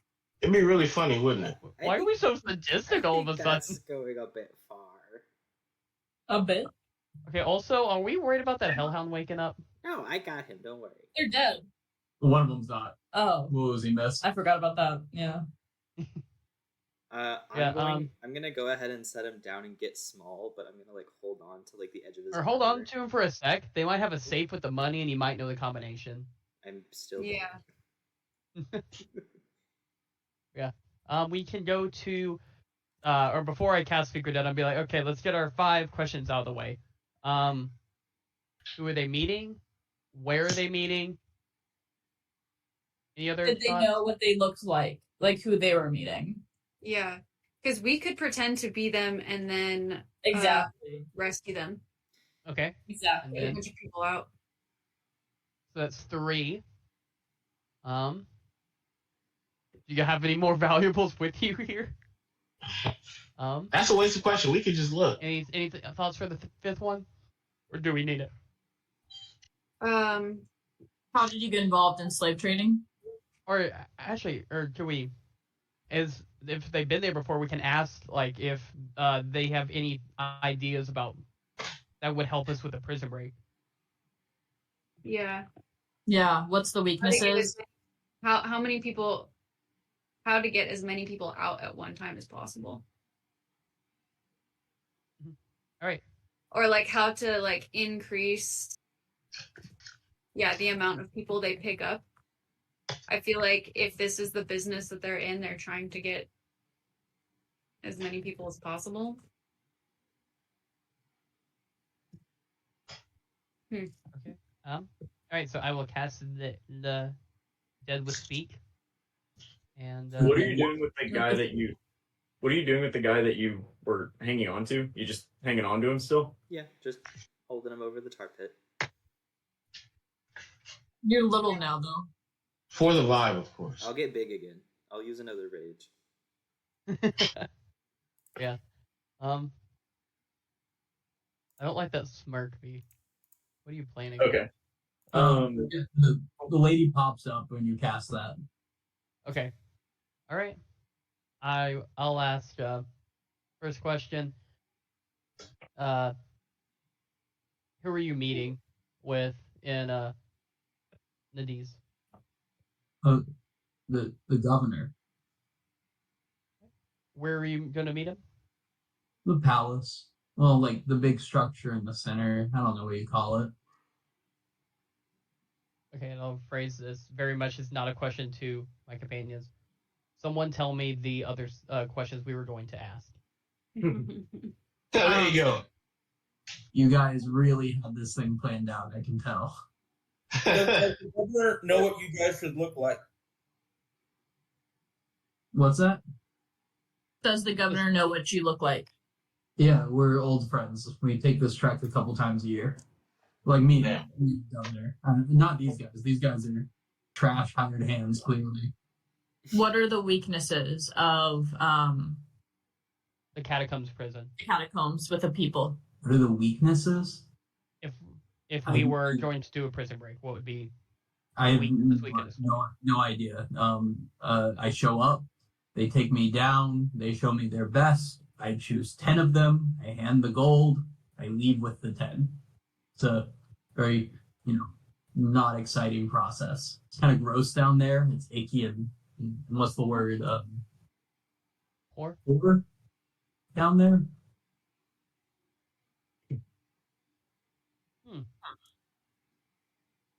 We definitely had a fifth question. Oh yeah, do y'all have any vow here in the camp? Oh, 100%. And then she just I realized it as soon as it left my mouth. Oh well. Yeah. All right, we know to look. All right. Cool. Arab will start searching the camp for any valuables. Do we want to let this bitch go? I'll run. Maybe he could look like for a life in blacksmithing or something. Mog, I know you have a big heart, but We could just take him into the city. And then he won't have any money and he can just join the catacombs. Ooh, that's pretty that'd fucking be good. good. Yeah. We're gonna turn you into slavery. At the same time, he could also very easily turn us in for killing the slavers. Can The try. governor's friend. I mean, if we take his money, we can quite literally afford to say that he attacked us. Let's see how much But then money. he could probably just say the name of his boss, and then that would immediately get him some legitimacy. That's true. I think we should just let him go and all take pot shots at him. Or hear me out. Yeah. Torturing people now. No. It's not torturing. We just cut his tongue out. Aaron will say, y'all make a decision. I'm looking for stuff. Graz agrees with slavery if you give us the name of your boss. Yeah, but then Graz agrees with me? Can you give me a persuasion check? Oh, Yeah, me? everybody go ahead and give me investigation checks as you look around. I cast guidance on myself, so I did roll an 11, which is... If I'm in the zone of, I'm not lying. damn, I'm rolling like shit. I won't sell you into slavery. She's not rolling like shit. She's rolling. What I find. So Cass is asking the boss's name. Help us out.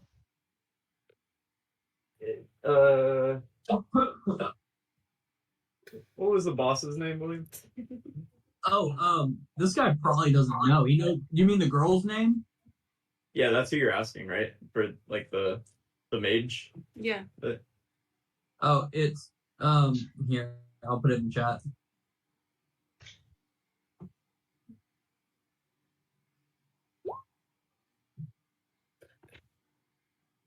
All right. you guys find in that tent that Cass looked in earlier, there was a chest that has 3,000 gold pieces in it. Let's go. It's time to not be broke anymore. Okay. How many Is that 500 apiece? Yep, That's 6 of 500 us, apiece 500. for the 6 of us. But what about Zoe and Graz? Fuck them. I'm not. We don't need the money. We were doing this for. We have a business in the D's. We do perfectly fine. Okay. 500 apiece, boys. Sorry, Lucifer, you'll have to split your share with Ian. You'll have to split it. No, You well, just comment, I forgot. Then give it to me.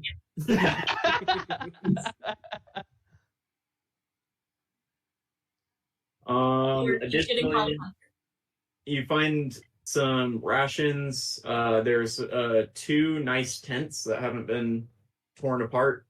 If you want to take nice tents. I have little hut. It's fine.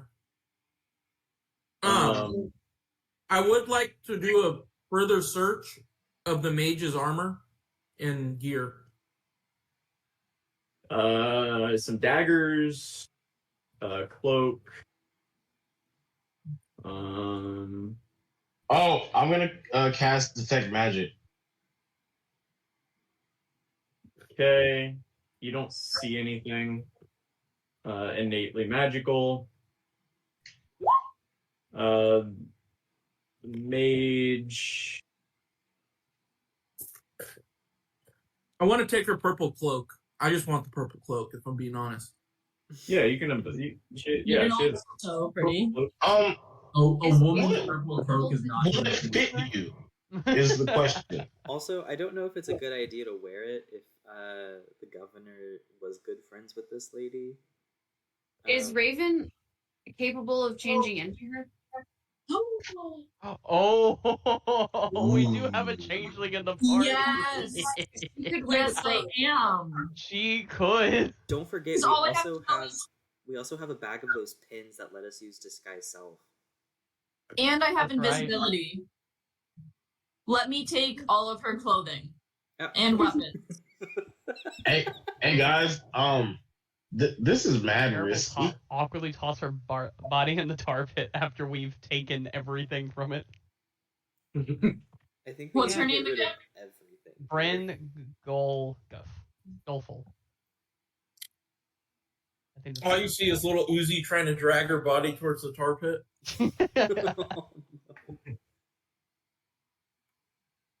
Yeah, I'm gonna take all of her clothing and weapons. EM can keep the cloak for now, but I will be taking it back, and then I will change into what she looks like and say, "How do I look?" Here's the cloak. Cool. We I'll put should it wear what these other henchmen are wearing too. I mean, we can wear our own stuff. She said they were The governor random. knows what we look like. Yeah, doesn't really. Are they not in like a uniform? Are they just wearing regular clothes? These Or other guys I'm- were just hired hands, so I don't think they Yeah. would have like a uniform. Oh, So even if Yeah. they have a uniform, it wouldn't really matter. It wouldn't be a uniform that people would recognize.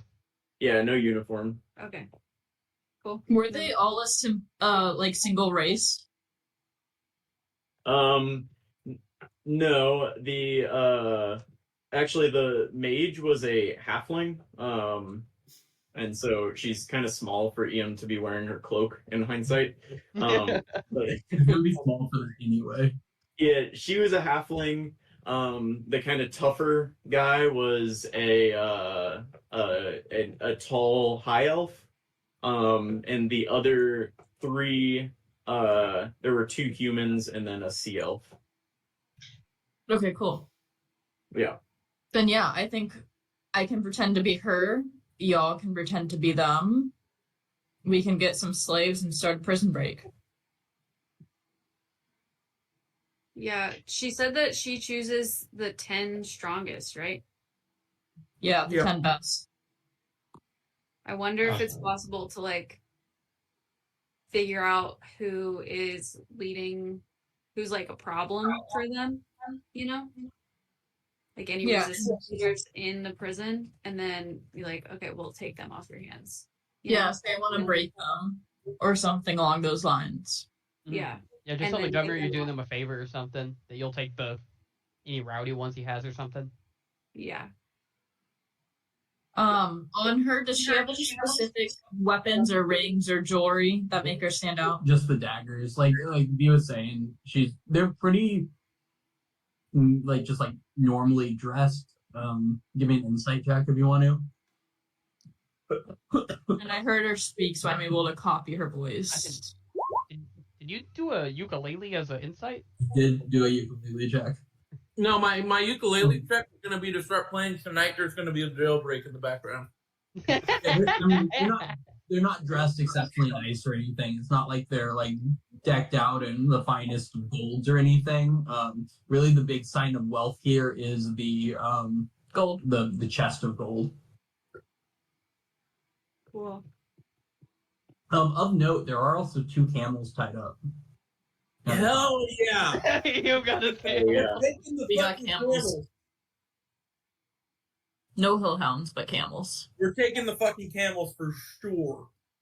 Are there any sort of like identifiers on the camel by any chance? Like anything from Nadiz specifically, like any like markings or patterns that would be Nadiz-esque?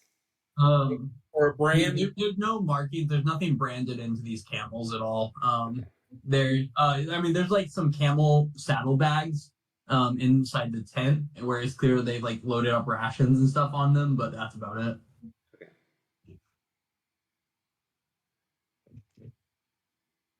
Okay. Do we start bodies in tar? What do we do with this guy? I think we just make him run as far as possible the other way and say if I ever see him again, I'll kill him because it's the truth. If Graz will speak up, he says it seems smarter to kill him. I agree. Because he sees our faces. We could also just drown him in the tar, Oh. or up with his head like his friend. Hey, I'll bet you a gold that I can hit him in the middle of the eyes with my short bow. Well, that seems dark. You're said to going to drown drown him him in in tar. tar. I'm sorry. He wasn't doing it for entertainment. Oh my goodness. I did not place bets on it. I know I can do it. Oh, all right. Well, can we at least like knock him out first so he doesn't have to like feel it? Because that feels like it's gonna be painful. Well, why don't we just put him to sleep? What if we put him in a box and send him to Atros to join the end? Is the end still around? Not. Not for like 600 years. What's the plan here, y'all? What's happening? Can you put him to sleep so I can kill him? Do not waste a spell slot for that. I'm not wasting a spell slot for that. I'm sorry. And I refuse to as well. You're I'm on gonna your go own. up to him and I'm gonna slit his throat. Oh, Thank you. Oh. Mog's still Right. holding you. Okay.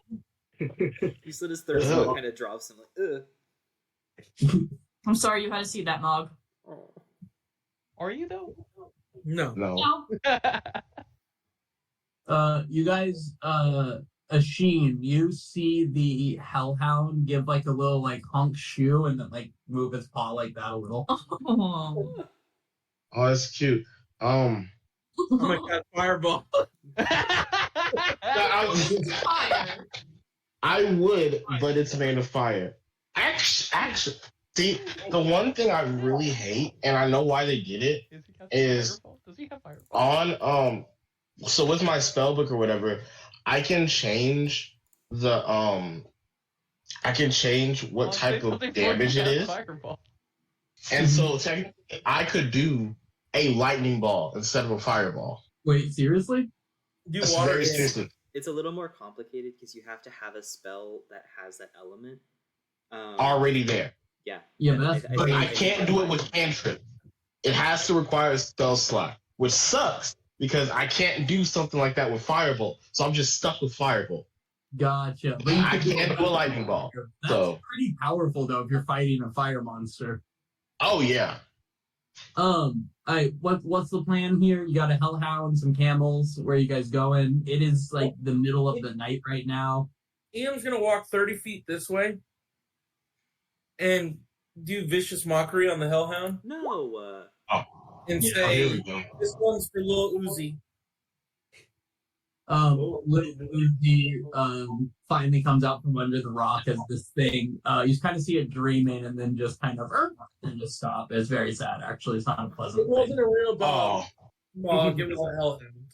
It was a demon by all considerations. But yeah, you guys find yourself just kind of surrounded by dead bodies as the moon starts slowly shifting towards the later half of the night. And 500 gold richer.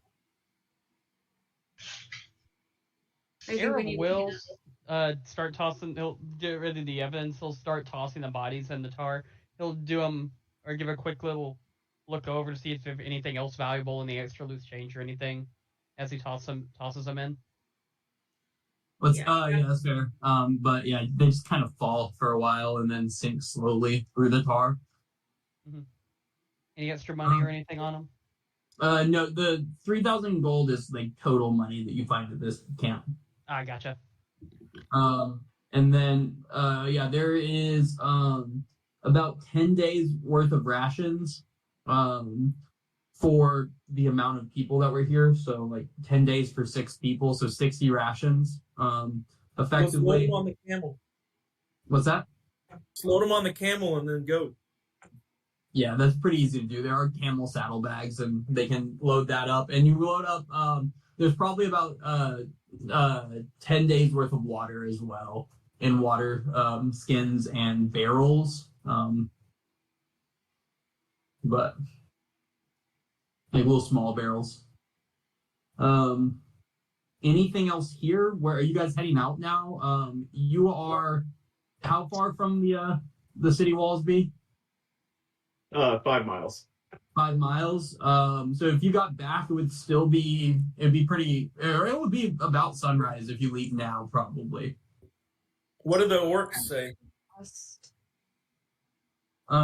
Graz is happy you killed the guy, and he seems content with anything. He says that he's ready to head back to the forge. I'm not sure about Zoe. What's Zoe up to? I feel like we need a long rest soon. Yeah. We need a long rest, correct. Yeah, Zoe is content with what you guys have done. He's happy to do with whatever you guys think. Although maybe staying out in the desert is not the best idea. But if we have the tents, we're fine. Yeah, but we have tiny hut. Could walk up on us is what Graz will add. And there's a lot of death in this area, blood around the sand and such. Now, I mean, we could go a little bit off the trail and do tiny hut. That's what I'm saying. Yeah, let's do that. It can fit 10 people, right? All of the tents and rations, like basically we've broken down their camp and cleaned up as best as we can, right? Yeah, throw it into the tar. Mm-hmm. Cool. That seems environmentally friendly. I don't know what tar is up to. I don't know either. All I know is tar and feathering. And then 9 creatures of medium size, and there is 9 of y'all counting little Uzi. So you all fit. It's just not comfortable. But we have 2 small creatures. Who's the other small? Cass. It's not small. Cass, She's Mog, small. and, I mean, Lil Uzi. honestly, even if little Uzi and Cass being small, it's not a comfortable No, I'm fit just for saying, 9 yeah. people, but they all fit. Long rest time. Yeah, you guys, how far off the road do you go? Oh, I collect my arrows. Okay. Give me just roll me 3d10, and I also need to do that. because I don't remember how many arrows you fired. Yeah, you get all your arrows back. Well, that You was as me. well. Both of you get all your arrows back. I got 17. I only fired 1 arrow. You get it back. Well, I like it. I like it was what's only happening. at 10. What's that? That's how far away from the path did you guys go? I'd say somewhat significantly, right? Quarter mile. Okay. So when you're inside this hut, no one can enter it except for those that are there when you cast it. Is that correct? Yep. That was those who you choose. Like a dome. You have to be next to him when it casts it. If an area is a larger creature or more than 9 creatures, yeah, okay. The camels are staked outside my radius, by the way. What's that? We stake the camels outside the radius of that. Perfect. I was going to ask about that, and then if someone pulls Little Raven out, then the spell fails immediately. So Little Raven's staying asleep. That's kind of wild, but yeah, you guys do that. And is anyone staying up to watch, or do you guys feel safe enough to just go to sleep? I need to watch. Give me a perception check for the evening, and then everyone off to bed. Ma, you won't be able to get a long rest in if you do that. That's fine. I'll take. I only used 2 rages and quite literally none of my other abilities, and I technically didn't lose health because of our daily inspiring speech stuff. Give me a perception check then and a con save. 21 on perception and 19 on con save. Cool. Yeah, you feel fine staying up all night. I would say pretty early in the morning, you might hear off like a mile from you. You might hear some footsteps on the road, but nothing significantly of note comes to your attention, and you all complete your long rest. And then is it back to the city with you and your 2 camels? As you guys are approaching the city, to get your 8 hours in, you guys had to sleep in a little bit. So I imagine by this point it's closer to 11 or 12 by the time you're making it back to the city. So we're gonna say about noon, and there are 4 stalls set up in front of the city gates as you're getting close. And as you walk up, you hear, yes, come closer by the desert walkers. Desert walkers make walking in the desert a breeze. I'm gonna go over there to the desert walkers. Yeah, at the table, there's just a human woman, and she has effectively snowshoes, but they seem to be fitted for the desert. And she says, yes, you clearly walk through desert. You need this. It prevents any type of slowdown from the sand. Here. Let me try these on. And she starts tying it around your foot. Okay. And she's perfect fit. It was built for you. 200 pieces, and it is yours. 200 gold. It's anywhere in the city you would find worse quality for more, but out here I cut you deal. 200 gold pieces. No, and I No. If you are going to spend 200 gold pieces anywhere, you should spend it here. You can walk through the sand perfectly fine. You've just walked here. But what you need is a scarf. You see, scarves. That is everything you need in the desert. Have you ever seen somebody walk through the desert without a scarf? Oh, it's horrible. I'm sure that you've inhaled so much horrible sand. Think about all the damage to your lungs. You need a scarf. I am not in the market today. Thank you. Water clasps? Get your water clasps. Keep you alive in the desert with a water clasp. Just another person waving from their stand. I won't fall for it. And then you also see one other person set up selling sand goggles as you guys are walking through these stands. Is anyone interested in purchasing some desert gear? No, for less than 200 gold, maybe. Do you guys think Auntie would like a pair of sand goggles? Wait. So you're saying that you can't afford the 200? We can, we just don't want it. No, we can't afford it. Your shit just sucks. No, wait. 200 is kind of outrageous. Let's be reasonable about this. I understand. Change. You see a guard walk up and put a shoulder on your hand on your shoulder and goes to you, Ishin, and goes, new to Nadiz? Let me take you on a tour of our wonderful city. Here, come with me. And We puts were her here arm yesterday. leading you to the gate. I'm gonna grab the guard's arm. He can pay just fine. Don't worry. This stuff is Yeah, the guard throws your hand back and says, "Are you accosting a guard?" I'm gonna go up to the guard. Hey, It's okay. And I'm going to pull out 20 gold and try and slip it to him. Yeah, pays for my breakfast. And he takes it and he says, what brings you to the city? School field trip? School Yeah. field trip. We're student. You're We're student. We're just What? passing through on our way to look for an old professor. What school are you at? Aetherwood Conservatory, thank you. What? Give me a persuasion check. Well, he's not good at that, but it's not a lie. Let the bard do the talking. It's not a lie, though. Okay. I didn't say deception. He's like, yeah, so I don't know how often we have students walking from out of the desert with 2 camels and these 2 fellas here, they look far older than school age, and he points at the orcs and he says, and isn't this mage a little old? Iam's gonna raise his hand and go, dog, I want an Arn Idol. They don't send me anywhere without some protection. These other guys are my friends. Let me This is see what's this. Wait, give me a I love it. persuasion at advantage. That was awesome. Yes, sir. I don't need it at advantage. I have plus 11. Oh, wait. 3 years ago, Iam taught you, right? Yep.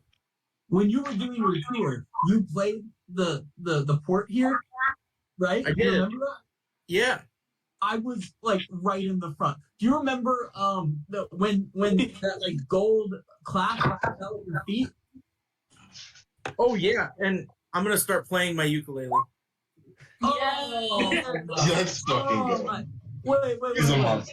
Come here. And he calls the other guard from the gate. And he's like, get over here. And these guys are jacked, massive dudes in this like golden dragon scaled armor, carrying these massive halberds. And he's like, one of them starts crying, and the other one's like, it's just such a pleasure to have you in the city. I'm so sorry that I almost threw your friend into permanent prison. He didn't deserve that. It's okay. I've learned that since being at school, sometimes these guys really don't know how to act around, men of our status. And Sorry.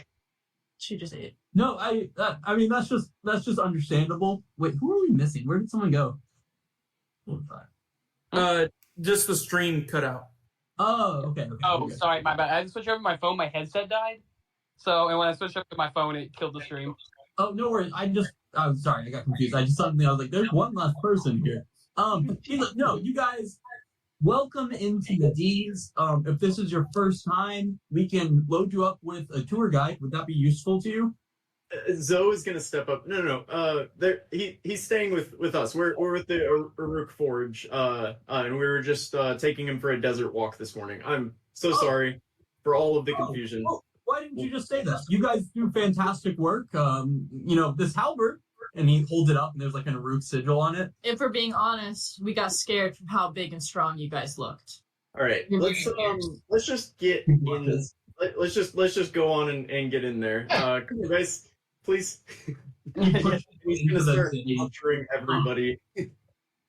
Yeah, he pushes you into the city, and I imagine Zoe and Graz will lead you back towards the Uruk area. Yeah. And then Graz goes, "Must run forwards now. Goodbye." And he walks away, leaving just Zoe with you.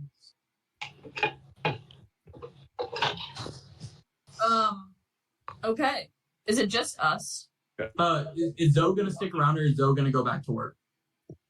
No, Zoe is going to meet everybody in the and is gonna kind of have everybody come into the lobby. So the Forge in the mornings, they have a work session, so nobody else except for the Uruk family is in there, and he's gonna say, "Okay, now that we are here, and not surrounded by enemies and potentially others, I'm just gonna tell you how horrible your idea is. Please don't go talk to the governor. That for all that is holy in the D's, for all the love of Malchus, don't go do that. You will die. 100%. A man with sense.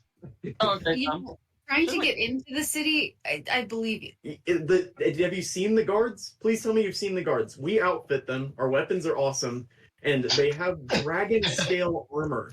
Please just look around for a second. I have another idea.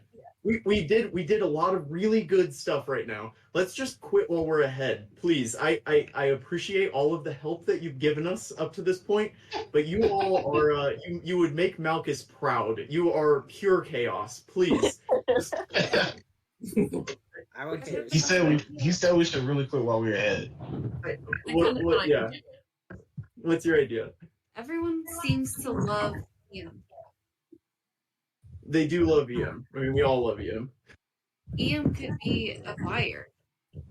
He could stage himself as a buyer, and we are his security. Oh, I don't need that bad publicity on my tour.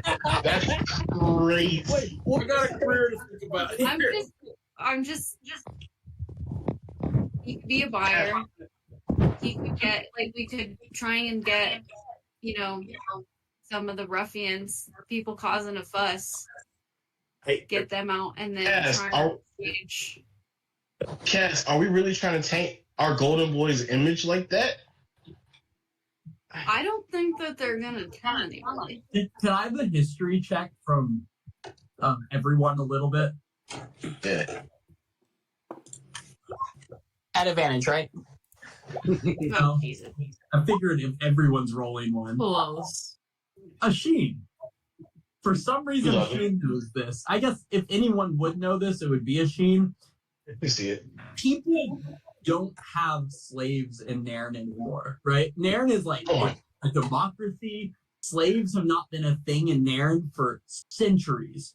So the fact that you guys are meeting slavers, you definitely know it's a very underground thing that this big government is clearly involved in. You see the city of Nadiz is massive.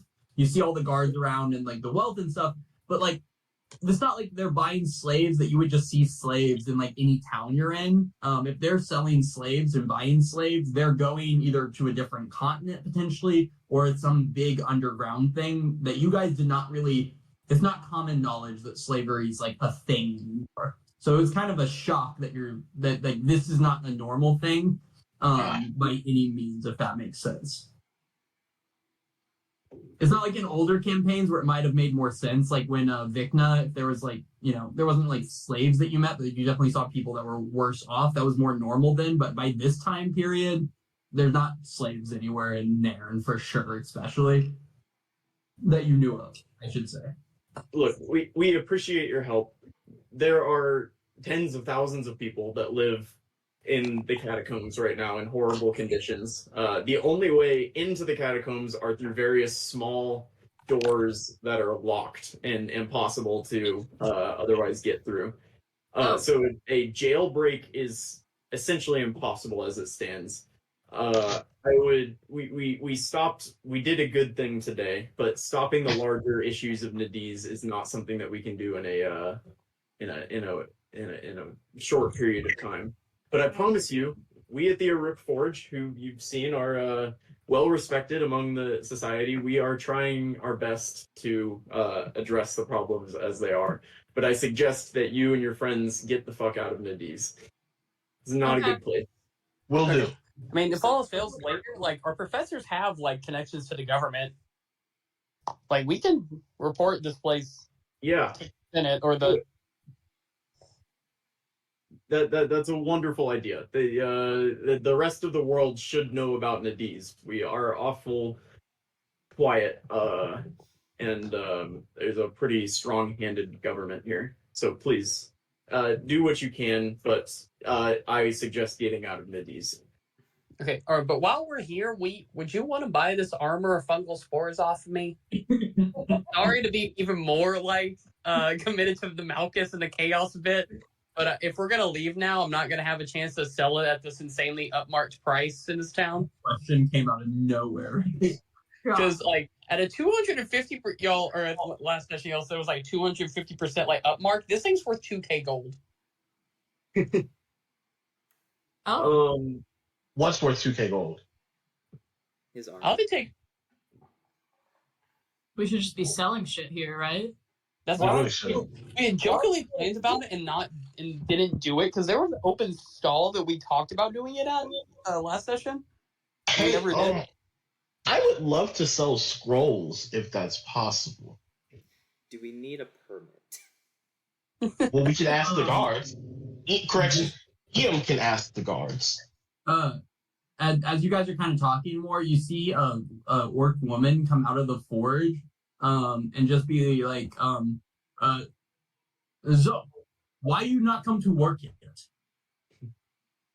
Huh?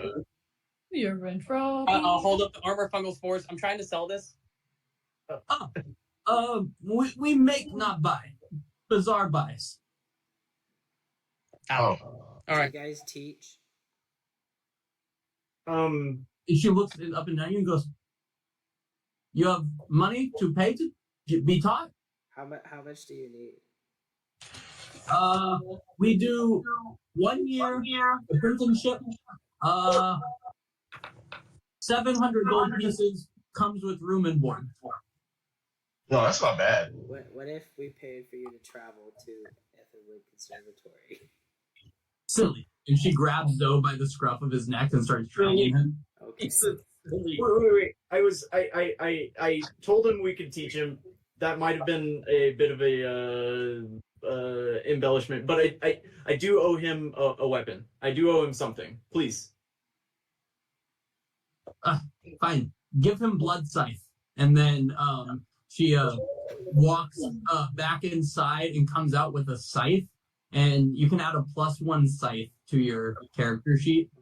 Ooh. And then she says, little friends seem nice. When he graduate, he come here to apprenticeship. Yeah, Will that's vigorously great. shake his head up and down while looking at the scythe.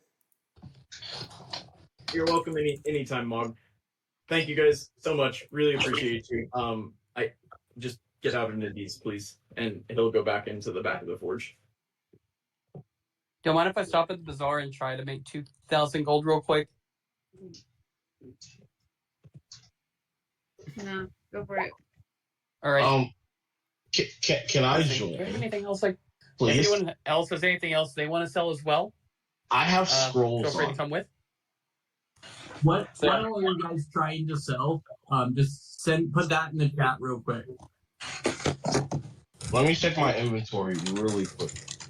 And Quick then question. roll me a D100, Arab. What does the scythe do? Because it's not like an official weapon or anything. There's gotta be a scythe built into this game. Oddly enough, there's not.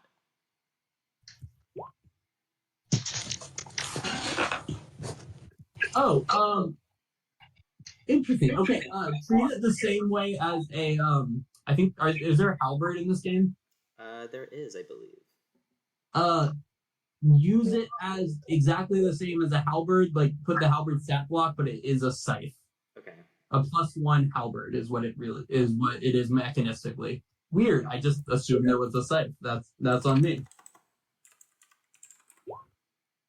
Let's go. Oh!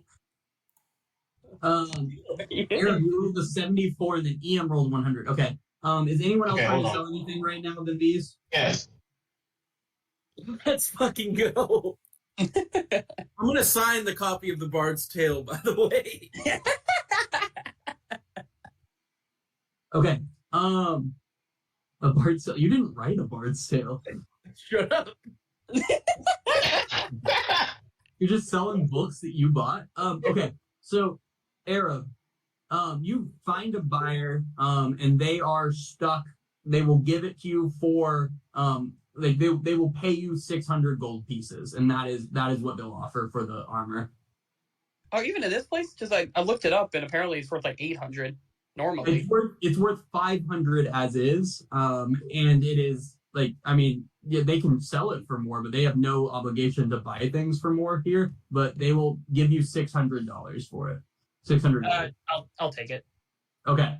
And then total EM, they will offer you for all 4 of those items together, 260 gold. Take it.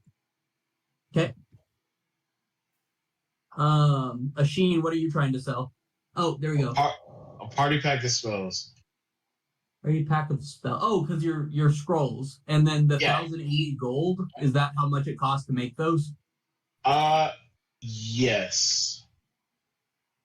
Wait, what?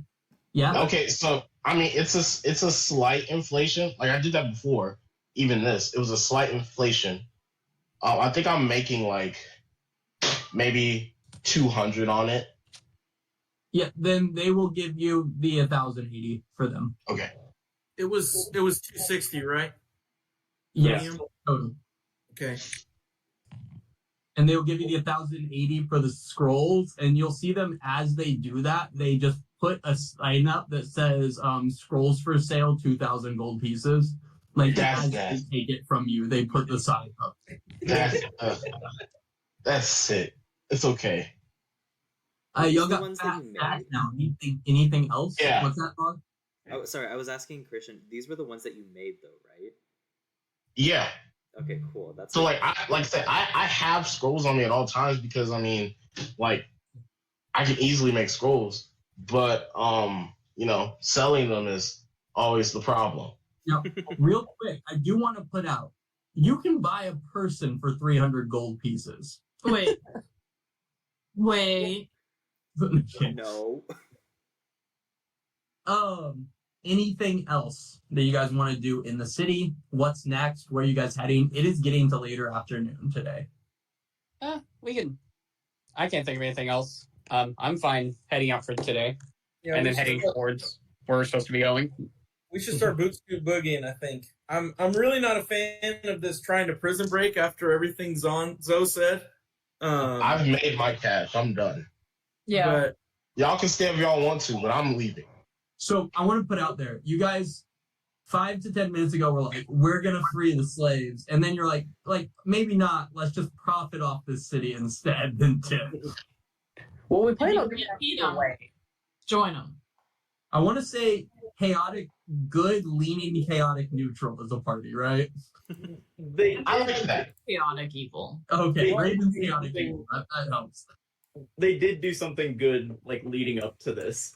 I will say, they stopped they killed some slavers. That was good. And then my alignment technically is chaotic good, so I mean I'm with it. So your guys' plan is to head out of the D's, is that right now? Got it, yeah. Towards this where are you heading? Fire of Solitude. Anywhere from here. Camels in tow. Yeah, you guys have 2 camels with you, loaded up with the 60 rations and 10 days worth of water. Do you guys do anything else regarding that? No. I have mandatory water anyway, if we need more water. That's fair. That's actually really good. Arab is really just coming in handy. Arab's got random ass spells. So you guys give me a just a D10 plus 2 for how many miles you make today. I did it last campaign. Oh, this is random. I just realized I have this too. Yeah, I'm taking your ring of translation back. You don't need this. Between Arab and the Sheen, you don't need it. It saves spells. We really don't. It does. Yeah, That's a level 3 spell. It is. A D10 plus 2, someone. Okay, I got it. I'm the leader of the party. Question, Raven. When did you get that? And have you been watching me the whole time? Yeah, so I got a level 6 because I could only choose a handful of different spells. A 6? 6 total. And none of them made sense for me, but this one. As you guys are walking out of the city, again... But I knew you had it. The guards are like whispering, like, that is Iam Tongi. Yeah, that one. As you walk out, and then you have the people again who are like, desert walkers, get your desert walkers.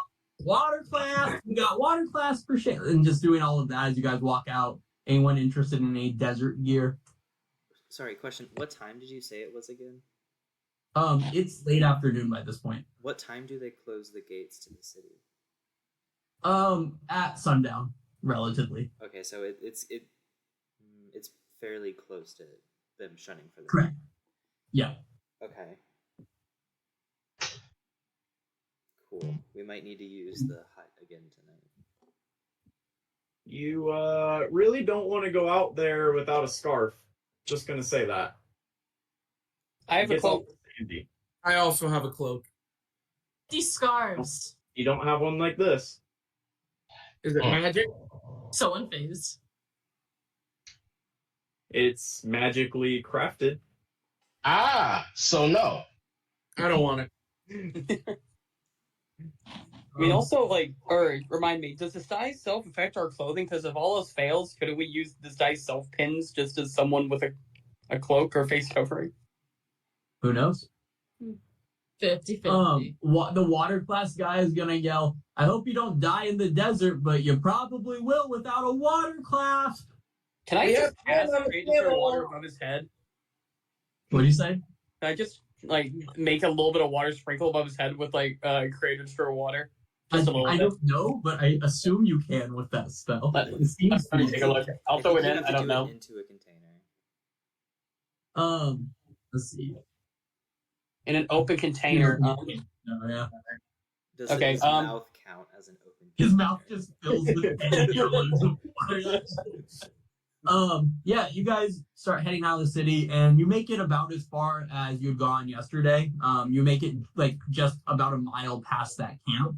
And then is the plan to set up the tower for the night? Yeah. Yep. Are you guys doing watches, or do you feel safe enough in the tower that your passive perceptions will carry you? I'll do watch. Okay. Wait, are you doing tiny hut or tower? Because if we're doing Tiny tower, we need some specifications. Who has? Oh no! I thought we were doing tiny hut. Nothing can Tiny go- hut. People could Yeah, speak. tiny hut's good. Okay. Tiny hut's specific. The tower, we're gonna need some That's ground true. rules on the tower. And they're Tower's exactly the same. It's just how they're They're not exactly the same. The tower is objectively worse. It was created as a Make-A-Wish spell, and they didn't spend any time thinking about how to actually make it a reasonable spell. Yeah. That's fair. You guys cast your little tiny hut, and you said the two elves are taking watches, alternating. Yeah. You're one elf, I thought. Arabs and elf. Who's the other elf? She. Your boy. Who's taking first watch? Who's taking second? First watch. All right. I'm second, I guess. Both of y'all give me perception checks. I mean, you can just take my passive at 17. Does that work, or do I need to roll? No, you said specifically you were doing a watch, so. Okay, I guess I'm stuck with a Yeah. 23 then. You have a +7 perception. Oh, wisdom casting, yeah. Yep. Yeah. You guys are up all night. You notice the camels, as soon as they seem like they're alone, one camel keeps licking the inside of the ear of the other camel. I don't know what that's about. You don't know what that's about, but it happens for longer than you're comfortable with. But besides that, You've been hanging around Nova too much. nothing specific happens. And you wake up the next morning to just a nice, warm, very warm, near hot desert day in front of you. And can I have a 2d10 plus 8 as you start huffing along? That's your boy. Ian. That's a 5. That's Did he a just- 6.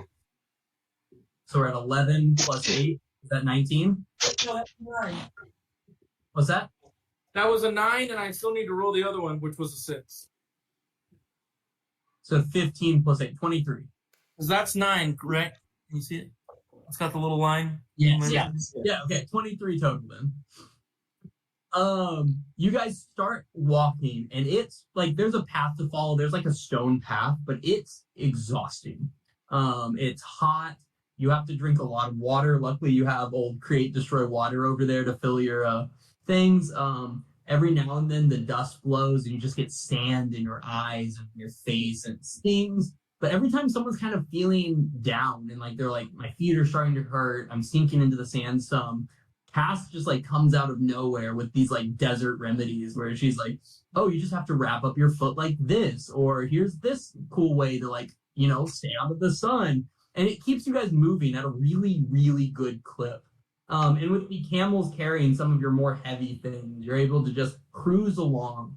A little after lunchtime, you come upon a building that's just sitting there, nothing else for miles. You haven't seen a single other building. You've seen very few people along the path, but sitting there is a lavender-colored building that has a sign that's kind of hanging off on one chain that just says Oog's Haberdashery.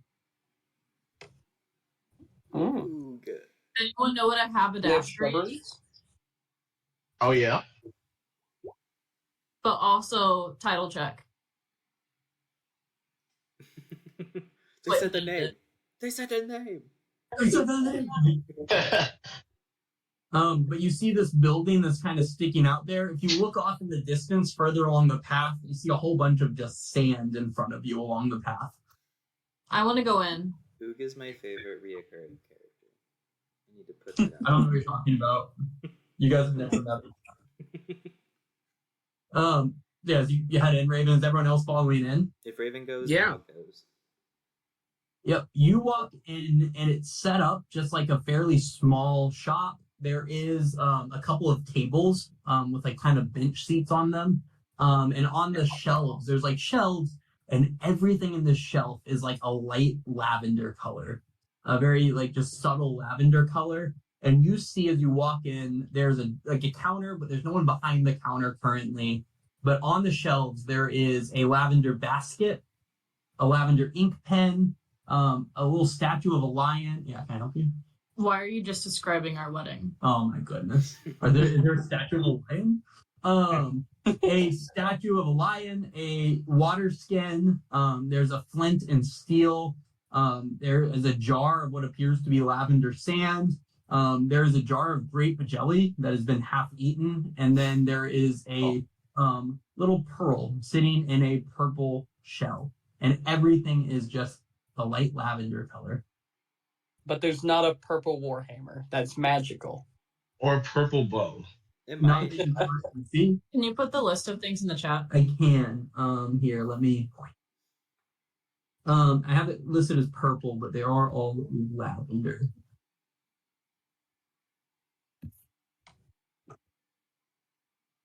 And these are what's on the shelves, and then there's a little purple bench and table, as well. That's just like, I guess for that.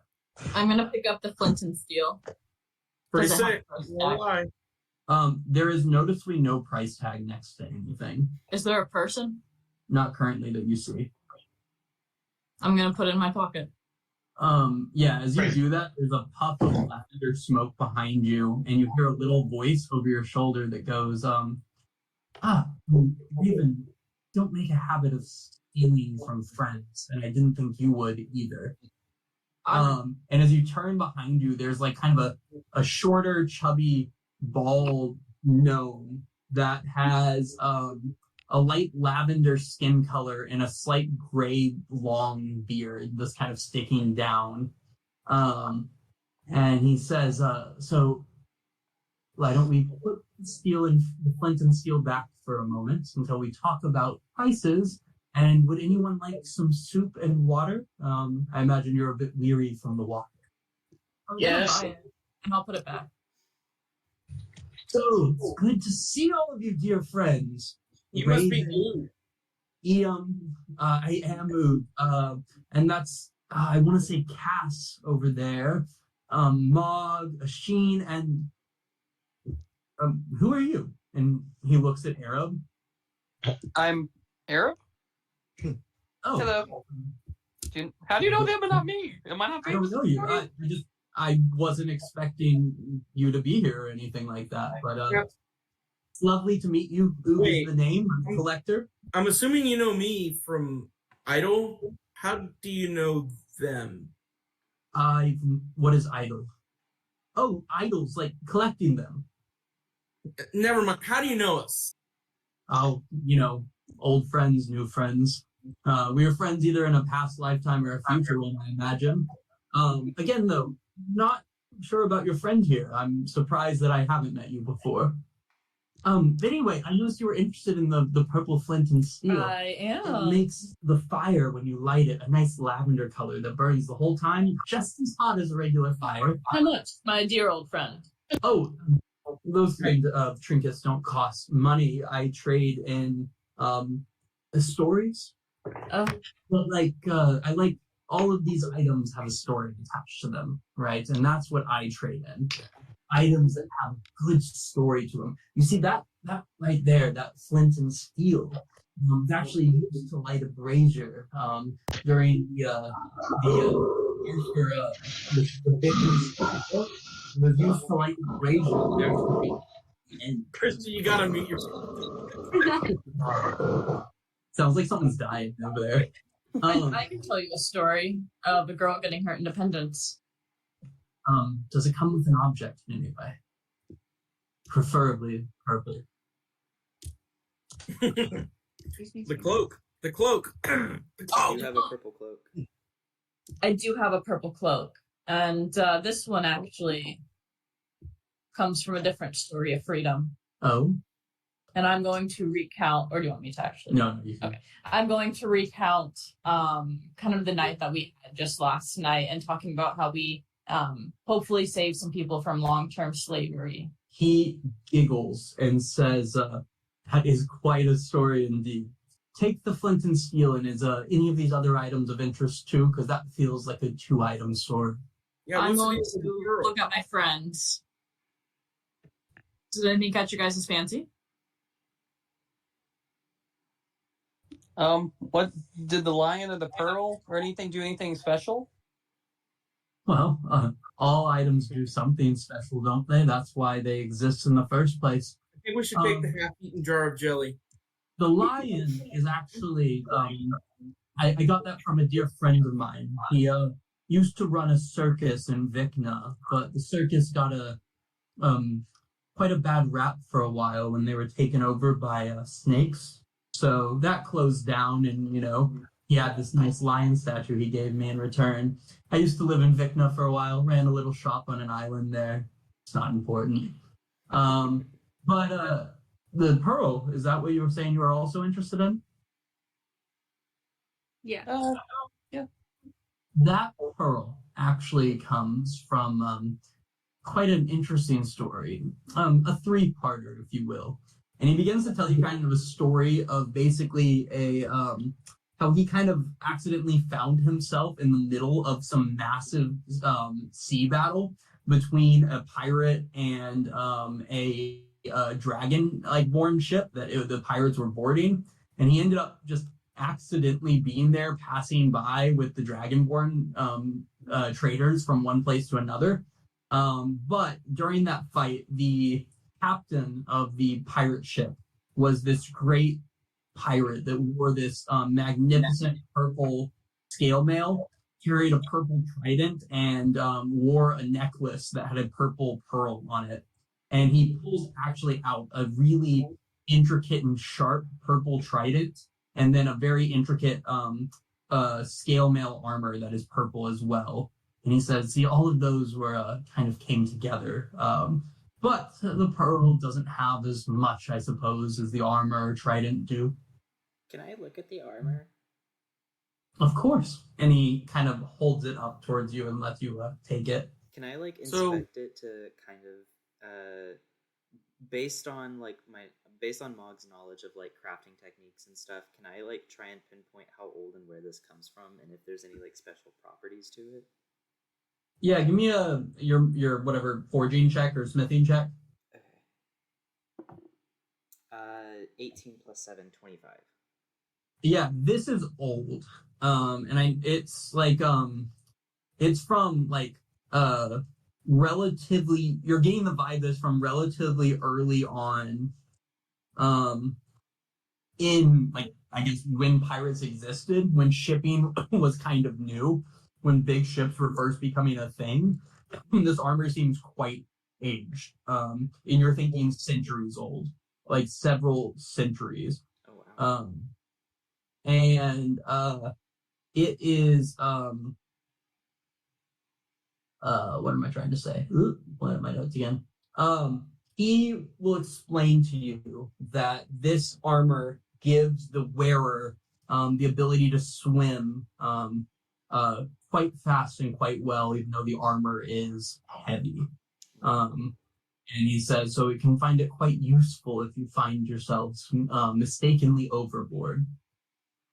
And then he points out that the trident is a very special trident as well.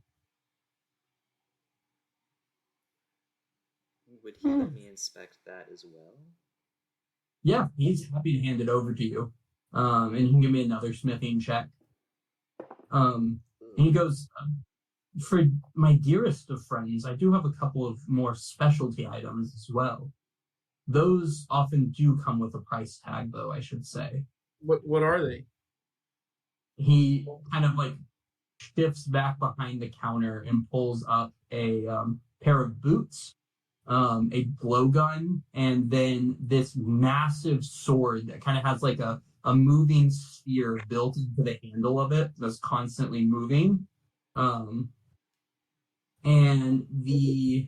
those are the items he brings. Oh, and then he pulls he lifts a necklace out from underneath his shirt, and on it is 3 like loops that are empty, where they look like they used to hold something, and then a vial that seems to be filled with like a thick red liquid. Can you tell us about these items? I mean, what do you want to know? Are they magical? Everything can be magical. It depends on, I suppose, the story attached. But those boots specifically and that sword are quite magical. The trident and the blowgun are just very good at what they do, I should say. I have 2 questions. 1, what do you want for the boots? And 2, what's the deal with the jelly? Is that just a snack, or is that magical as well? That was actually a king's jelly. He was poisoned halfway through eating it. Unclear whether the poison was in the jelly or the wine he was drinking, but if you have the opportunity to get your hands on grape jelly that a king was eating poisoned, take that off. I was wondering. Unexpected. He just looks at you like dumbfounded. Like, why would that not be a normal thing to come across? And what was the other question you had, Ian? How much do you want for the boots? The boots, for a friend of mine, I would consider 2,500 gold.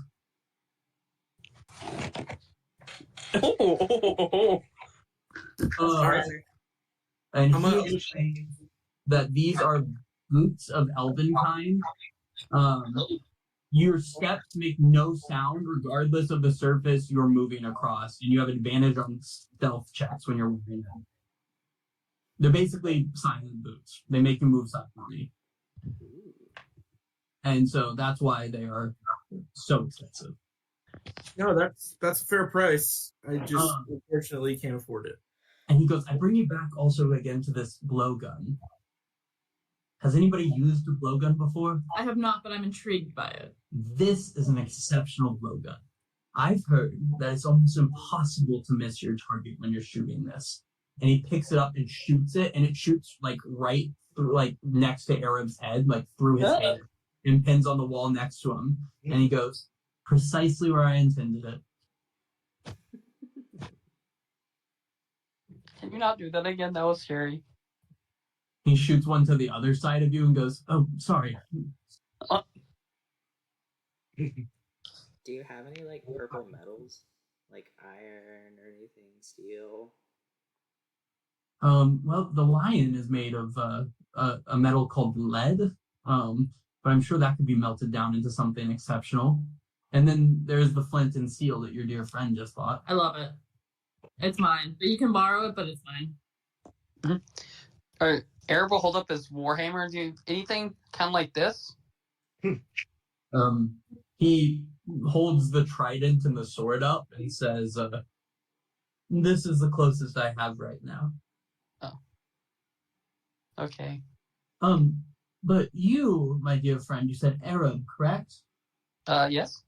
You might be interested in this. And he pulls the necklace off and holds up the vial of thick red liquid to you and says, for this, I'm buying and selling. But, you see, this vial is getting a bit old and its use is running out. So I'm happy to move on from if you're interested. Or if you want, and all of a sudden he opens his hand and there's a second empty vial there, I could give you something in return for you filling this one for me. What would you want me to do? And then he lifts his hand and there's 5 more vials and he goes, I have one for each of you if you're interested. What is it? Yeah. Oh, right now it's just an empty vial, but we could make a deal. And for just a little bit of your blood, just as a promise that when I call upon you for what I need, you have to arrive. I'll let you have a pick of the items, save the sword, as a group. Completely. Why would someone ever make that deal? What, I don't want to do it. what do you need us for? Oh, probably nothing. A lot of these vials just end up, emptying over time and never get used. But I suppose I just like to know I can call upon my friends when I need them, and aren't we all? And how do you know us? What happens if we don't come? I suppose if I needed you, you would come. I'm not doing it. I just I need have a the question small about that sand. Just to know if it's worth it for me. What's up What'd with you the say? sand? The sand? I was looking at the sand too. Yes, there is a bunch of desert before you. The desert you're about to walk deeper into. There's a small patch in the middle of it, hidden. Very few ever stumble across it, but the sand is as purple as the lavender flower. Just naturally occurs that way, and stumbling across it, how could I not jar that up? What is it called? What's that? What's this place called? The Sirocco sand. Oh, my shop, or No, the purple sand. it's just a jar of sand from deep within the Sirocco sands. There's a small patch of purple desert, very small. Most people miss it.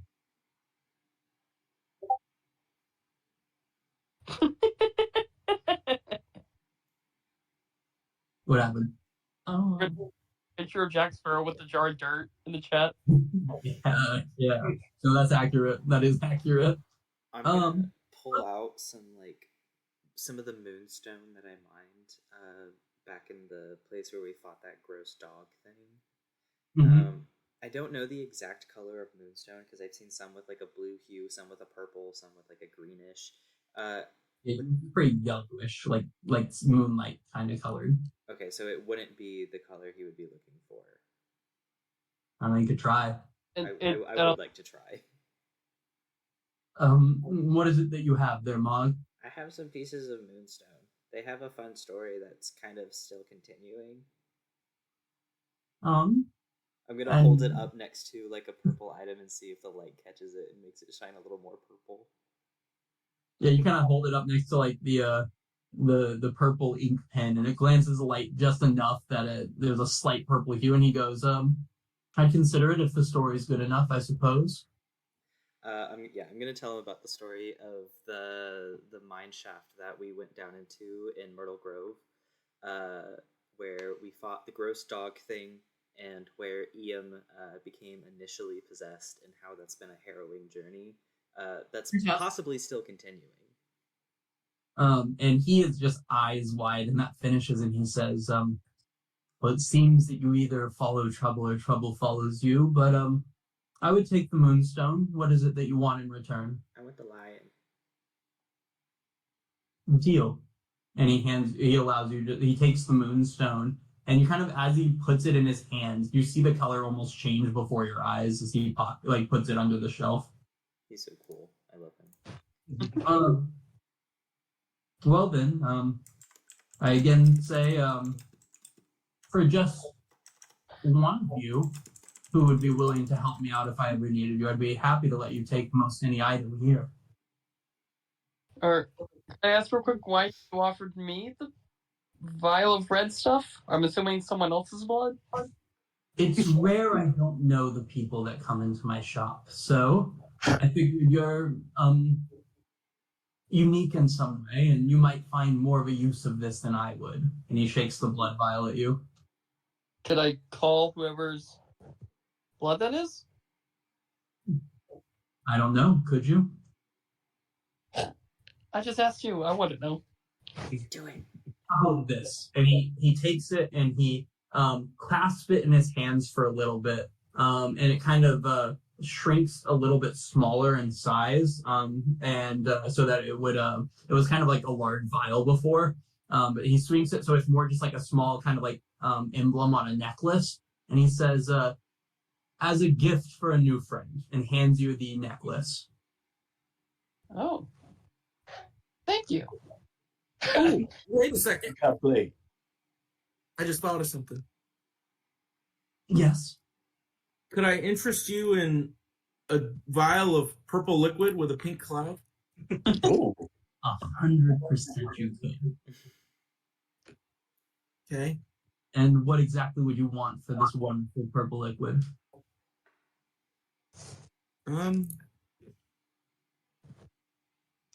I don't know, the blowgun? That is an exceptional blowgun. I'll give you the blowgun, but as you see, my necklace is empty. So you and one dear friend just agree to help me out in a time of my need. And I promise I would never call upon you if it wasn't needed. We're not giving you blood, dude. I'll do it. There's one. I'll do it. There's it.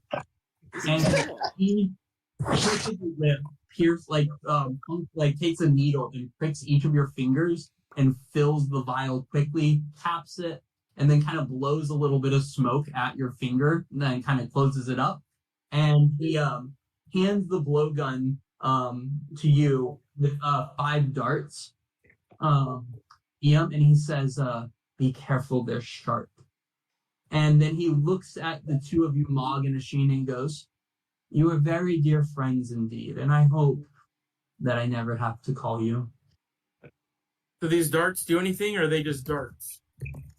Those are just darts. The blowgun, though, is actually a Fey item that I got through quite an accidental journey I took at some point. But you know what? Just use it, and you'll have a great time. And if you give me I don't know, you wouldn't know anything about blowguns, so I'm just not even gonna have you try to make. Wait, I'd like to know more. Can we try and recall information about the blowgun? Because they're one of my favorite enemies, so I have advantage on intelligence checks. Sure, why not? Let's hear it. I like it. One of my favorite enemies. They are. She's trying her damn, and I respect it. The Fae are, not the blowguns. Yeah. You can tell you believe him that it was Fae made, but it just looks like a blowgun to you right now. Okay. Do our friends who gave you blood get anything? You just got a blowgun, a very nice one. And I want to hold the blowgun. I want to hand the blowgun to Asheen. Because he needs a ranged weapon. I am ranged, but I appreciate it. He's nothing but ranged. It's a blowgun and 5 darts. All right. Well, is there anything else I can do for you today then? Yeah, so actually the reason we're passing through here originally is we're looking for a professor friend of our headmasters. Do you have a name for me, or am I supposed to guess?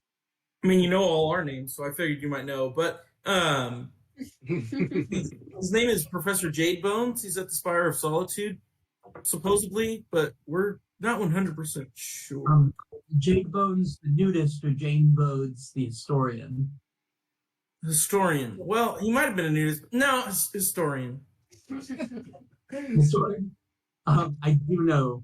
I met a Jade Bones, but it's been several years since he walked by. He was making his way to the spire.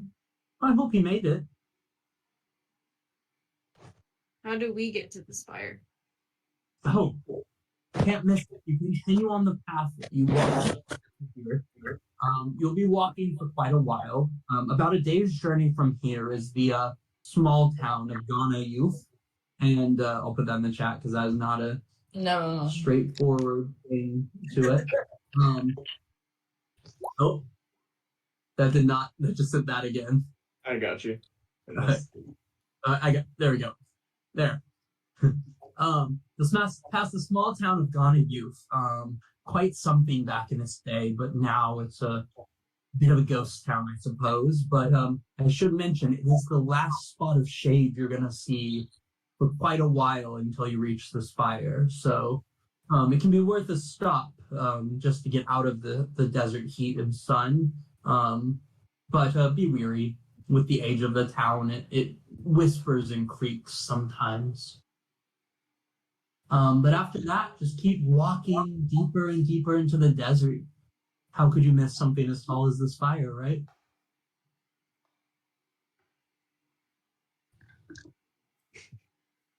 Thank you so much for your help. Happy to.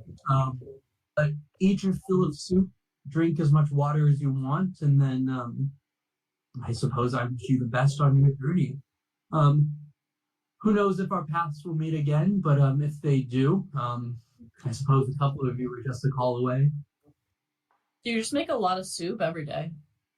A lot of people pass by. Weary travelers, disciples, people interested in just, clever stories and trinkets.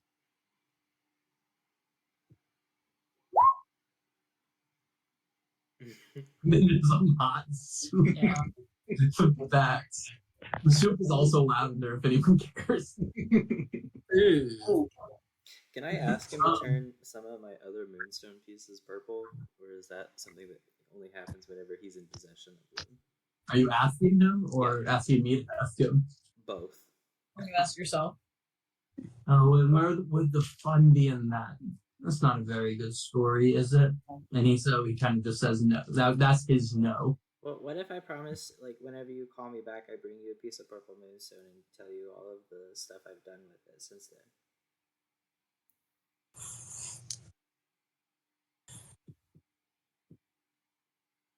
then? And one of them turns purple. I mean, I know it's a long shot now, but you wouldn't happen to have a shield or anything else that's really good, maybe some armor? I don't know. I have a shield for you. He holds the armor up again, and he says, there is the scale mill that the pirate wore. I'll be okay without that one. And Thank you. What about the great sword I have here? I'm really good specifically with warhammers.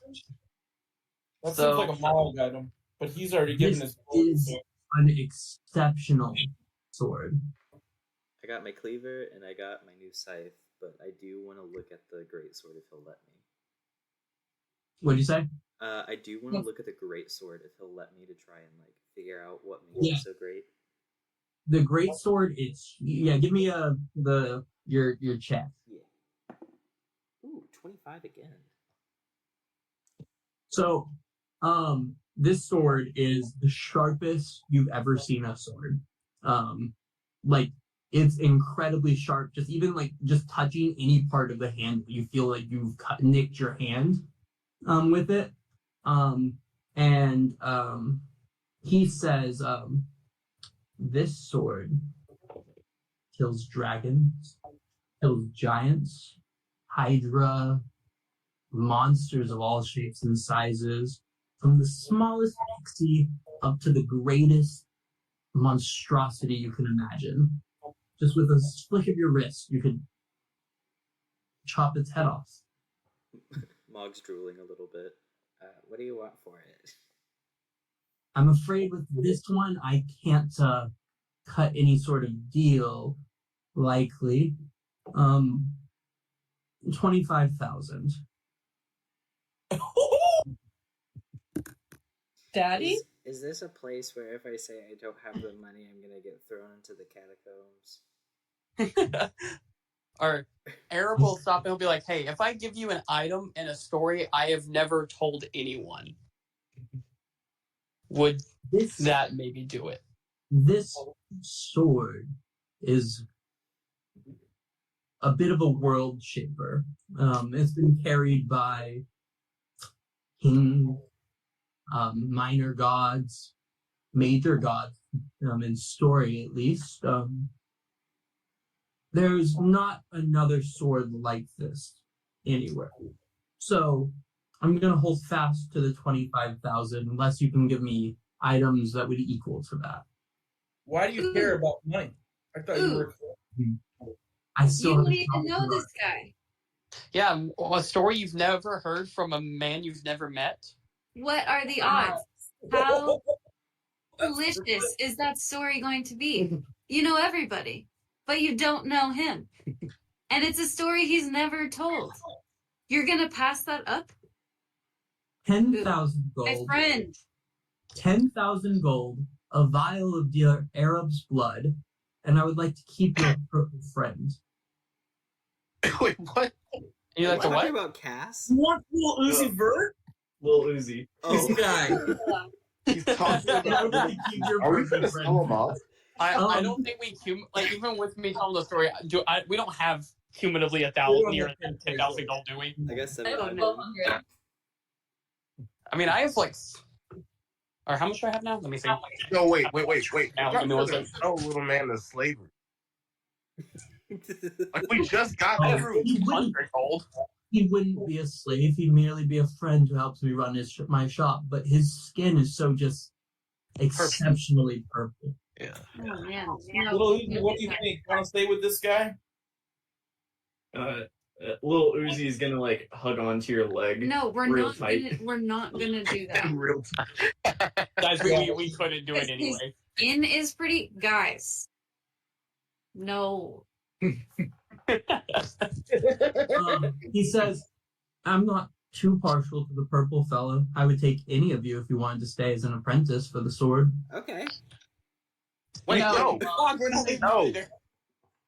gonna go up to you and slap you a little bit. Well, you do like 3/4 of her damage. You can't leave. I gotta stay with them. I do have the moondrop pendant. Does that move the needle on him at all? Does that move to me? No, it's a magic item. It is a magic item. He'll cut that down to 8,500 blood and little Uzi. I don't think we're able to do it. Because if he demands someone, we can't do it. I'll go up to him and pull out a gold bracelet. My mother's gold bracelet. The last thing she ever gave to me. She didn't give you 20,000 gold pieces with it? I'm kidding. I'm kidding. You couldn't have said that that. was so good. I'm afraid that I am quite flexible for my friends when I need to be, but this is something I can't push too much. This Maybe we're sword just not good friends. would make you a god on earth in a way that might be more powerful than you need at this time. What about this? And I'm gonna hold up the lion I just got from him. He let out the loudest, most just deep chuckle you've ever heard, a very jolly chuckle. And you're like, okay, now, enough play. It's getting late. The sky turns purple with the evening, and I think you have another mile or two to get tonight. Is that correct? Sure. Yeah, right on the money. I don't know. Have you ever heard of the Chosen? I've heard of many who believe they were chosen in some way. I did meet a lovely dwarven fellow once who carried that title, but that was quite a while ago when I was living in Kesmar.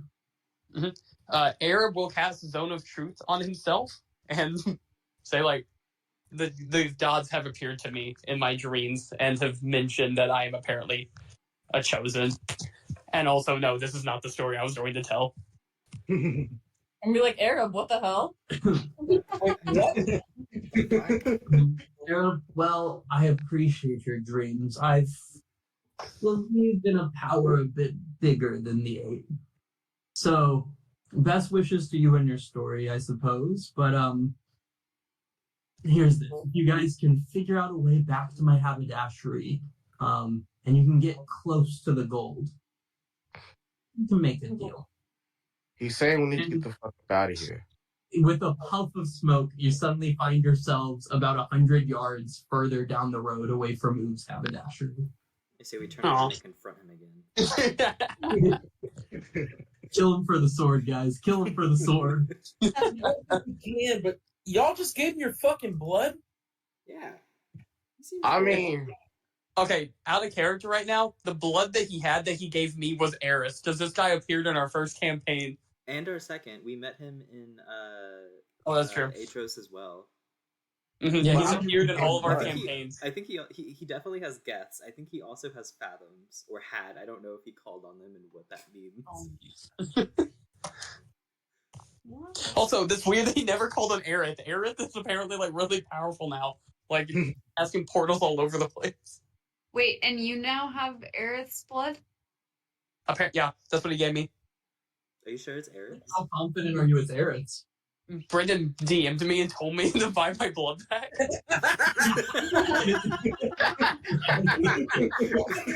Brendan. His face. Recording that face, I want to frame that face. No.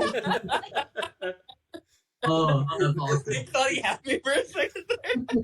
So you guys walked out of there with a vial of Aerith's blood that now Arab is wearing as a necklace, a lion statue, and a flint and steel. Is that a blowgun? Oh, and a blowgun. Yo, that is so that you can add it to your sheet. That's a +3 blowgun. Oh shit! It's a +3. What? Yeah, I'll add it to your sheet. Yeah. I got you. No, it's I gave it to Machine because he did give the blood for it. Yeah. It was valued at 16,000 gold pieces. Oh my god. You should just tell that and go back and get the sword. I'm not gonna lie to you guys, that was wildly overpriced though. The book priced it wildly overpriced. This thing is not that good. Wait. It's a blowgun. Like even a +3 blowgun is not that exceptional of a weapon, but it's a very good blowgun. It's more about rarity than anything else, though. I think that's how Yeah. they price magic items. But what else does it do?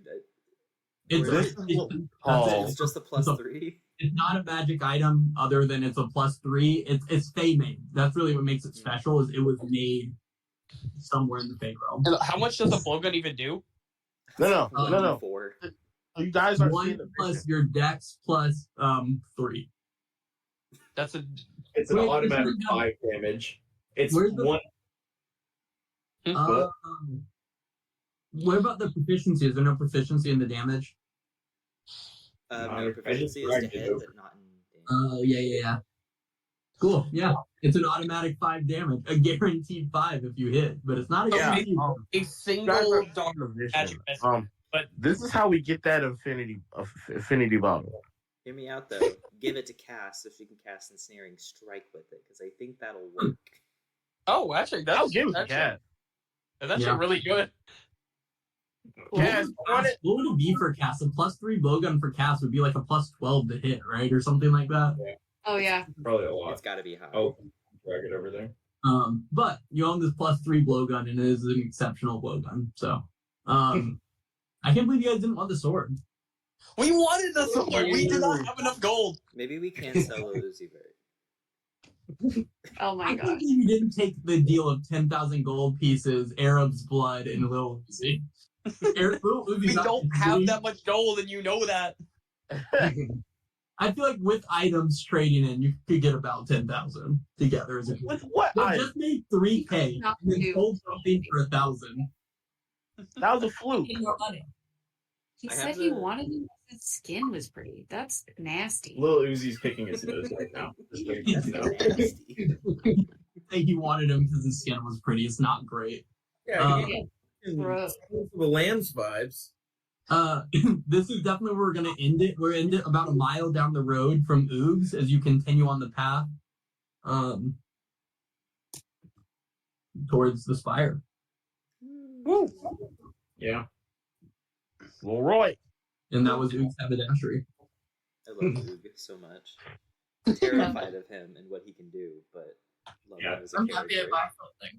I like to believe everything he does is actually just a parlor trick, and he's like a CR1 creature.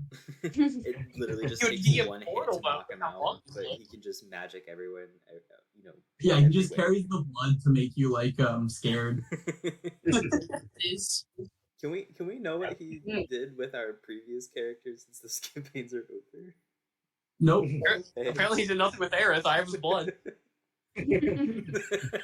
Oh, I mean, but so Yo, just call on him. think it on it for a second. You know Aerith is alive. Are any of the other people that have given blood to him that you know alive? Geth 100% is not. Yeah, well, Geth's the human, so he died Exactly. like 600 years ago. We're on Fathom, Geth's like maybe? great grandchildren now. Would that work? What? Fathom I could assume not, he doesn't have the theoretically blood. It's unlikely. He would be ancient because Yeah, Atros was. but he's big. also like got that whole like weird undead aura about him, so I imagine He's there's a also a possibility. god, so he could just be That's fair. reincarnated somewhere again, right? That's true. Maybe Oog is. That is somehow how that Fathom. last one casually got dropped. That you were a god the whole time. That's crazy to think about. So the rest of us are all going to be dead, and these fucking elves are going to still be alive like 800 years from now. Yeah. Talk to Yeah. me.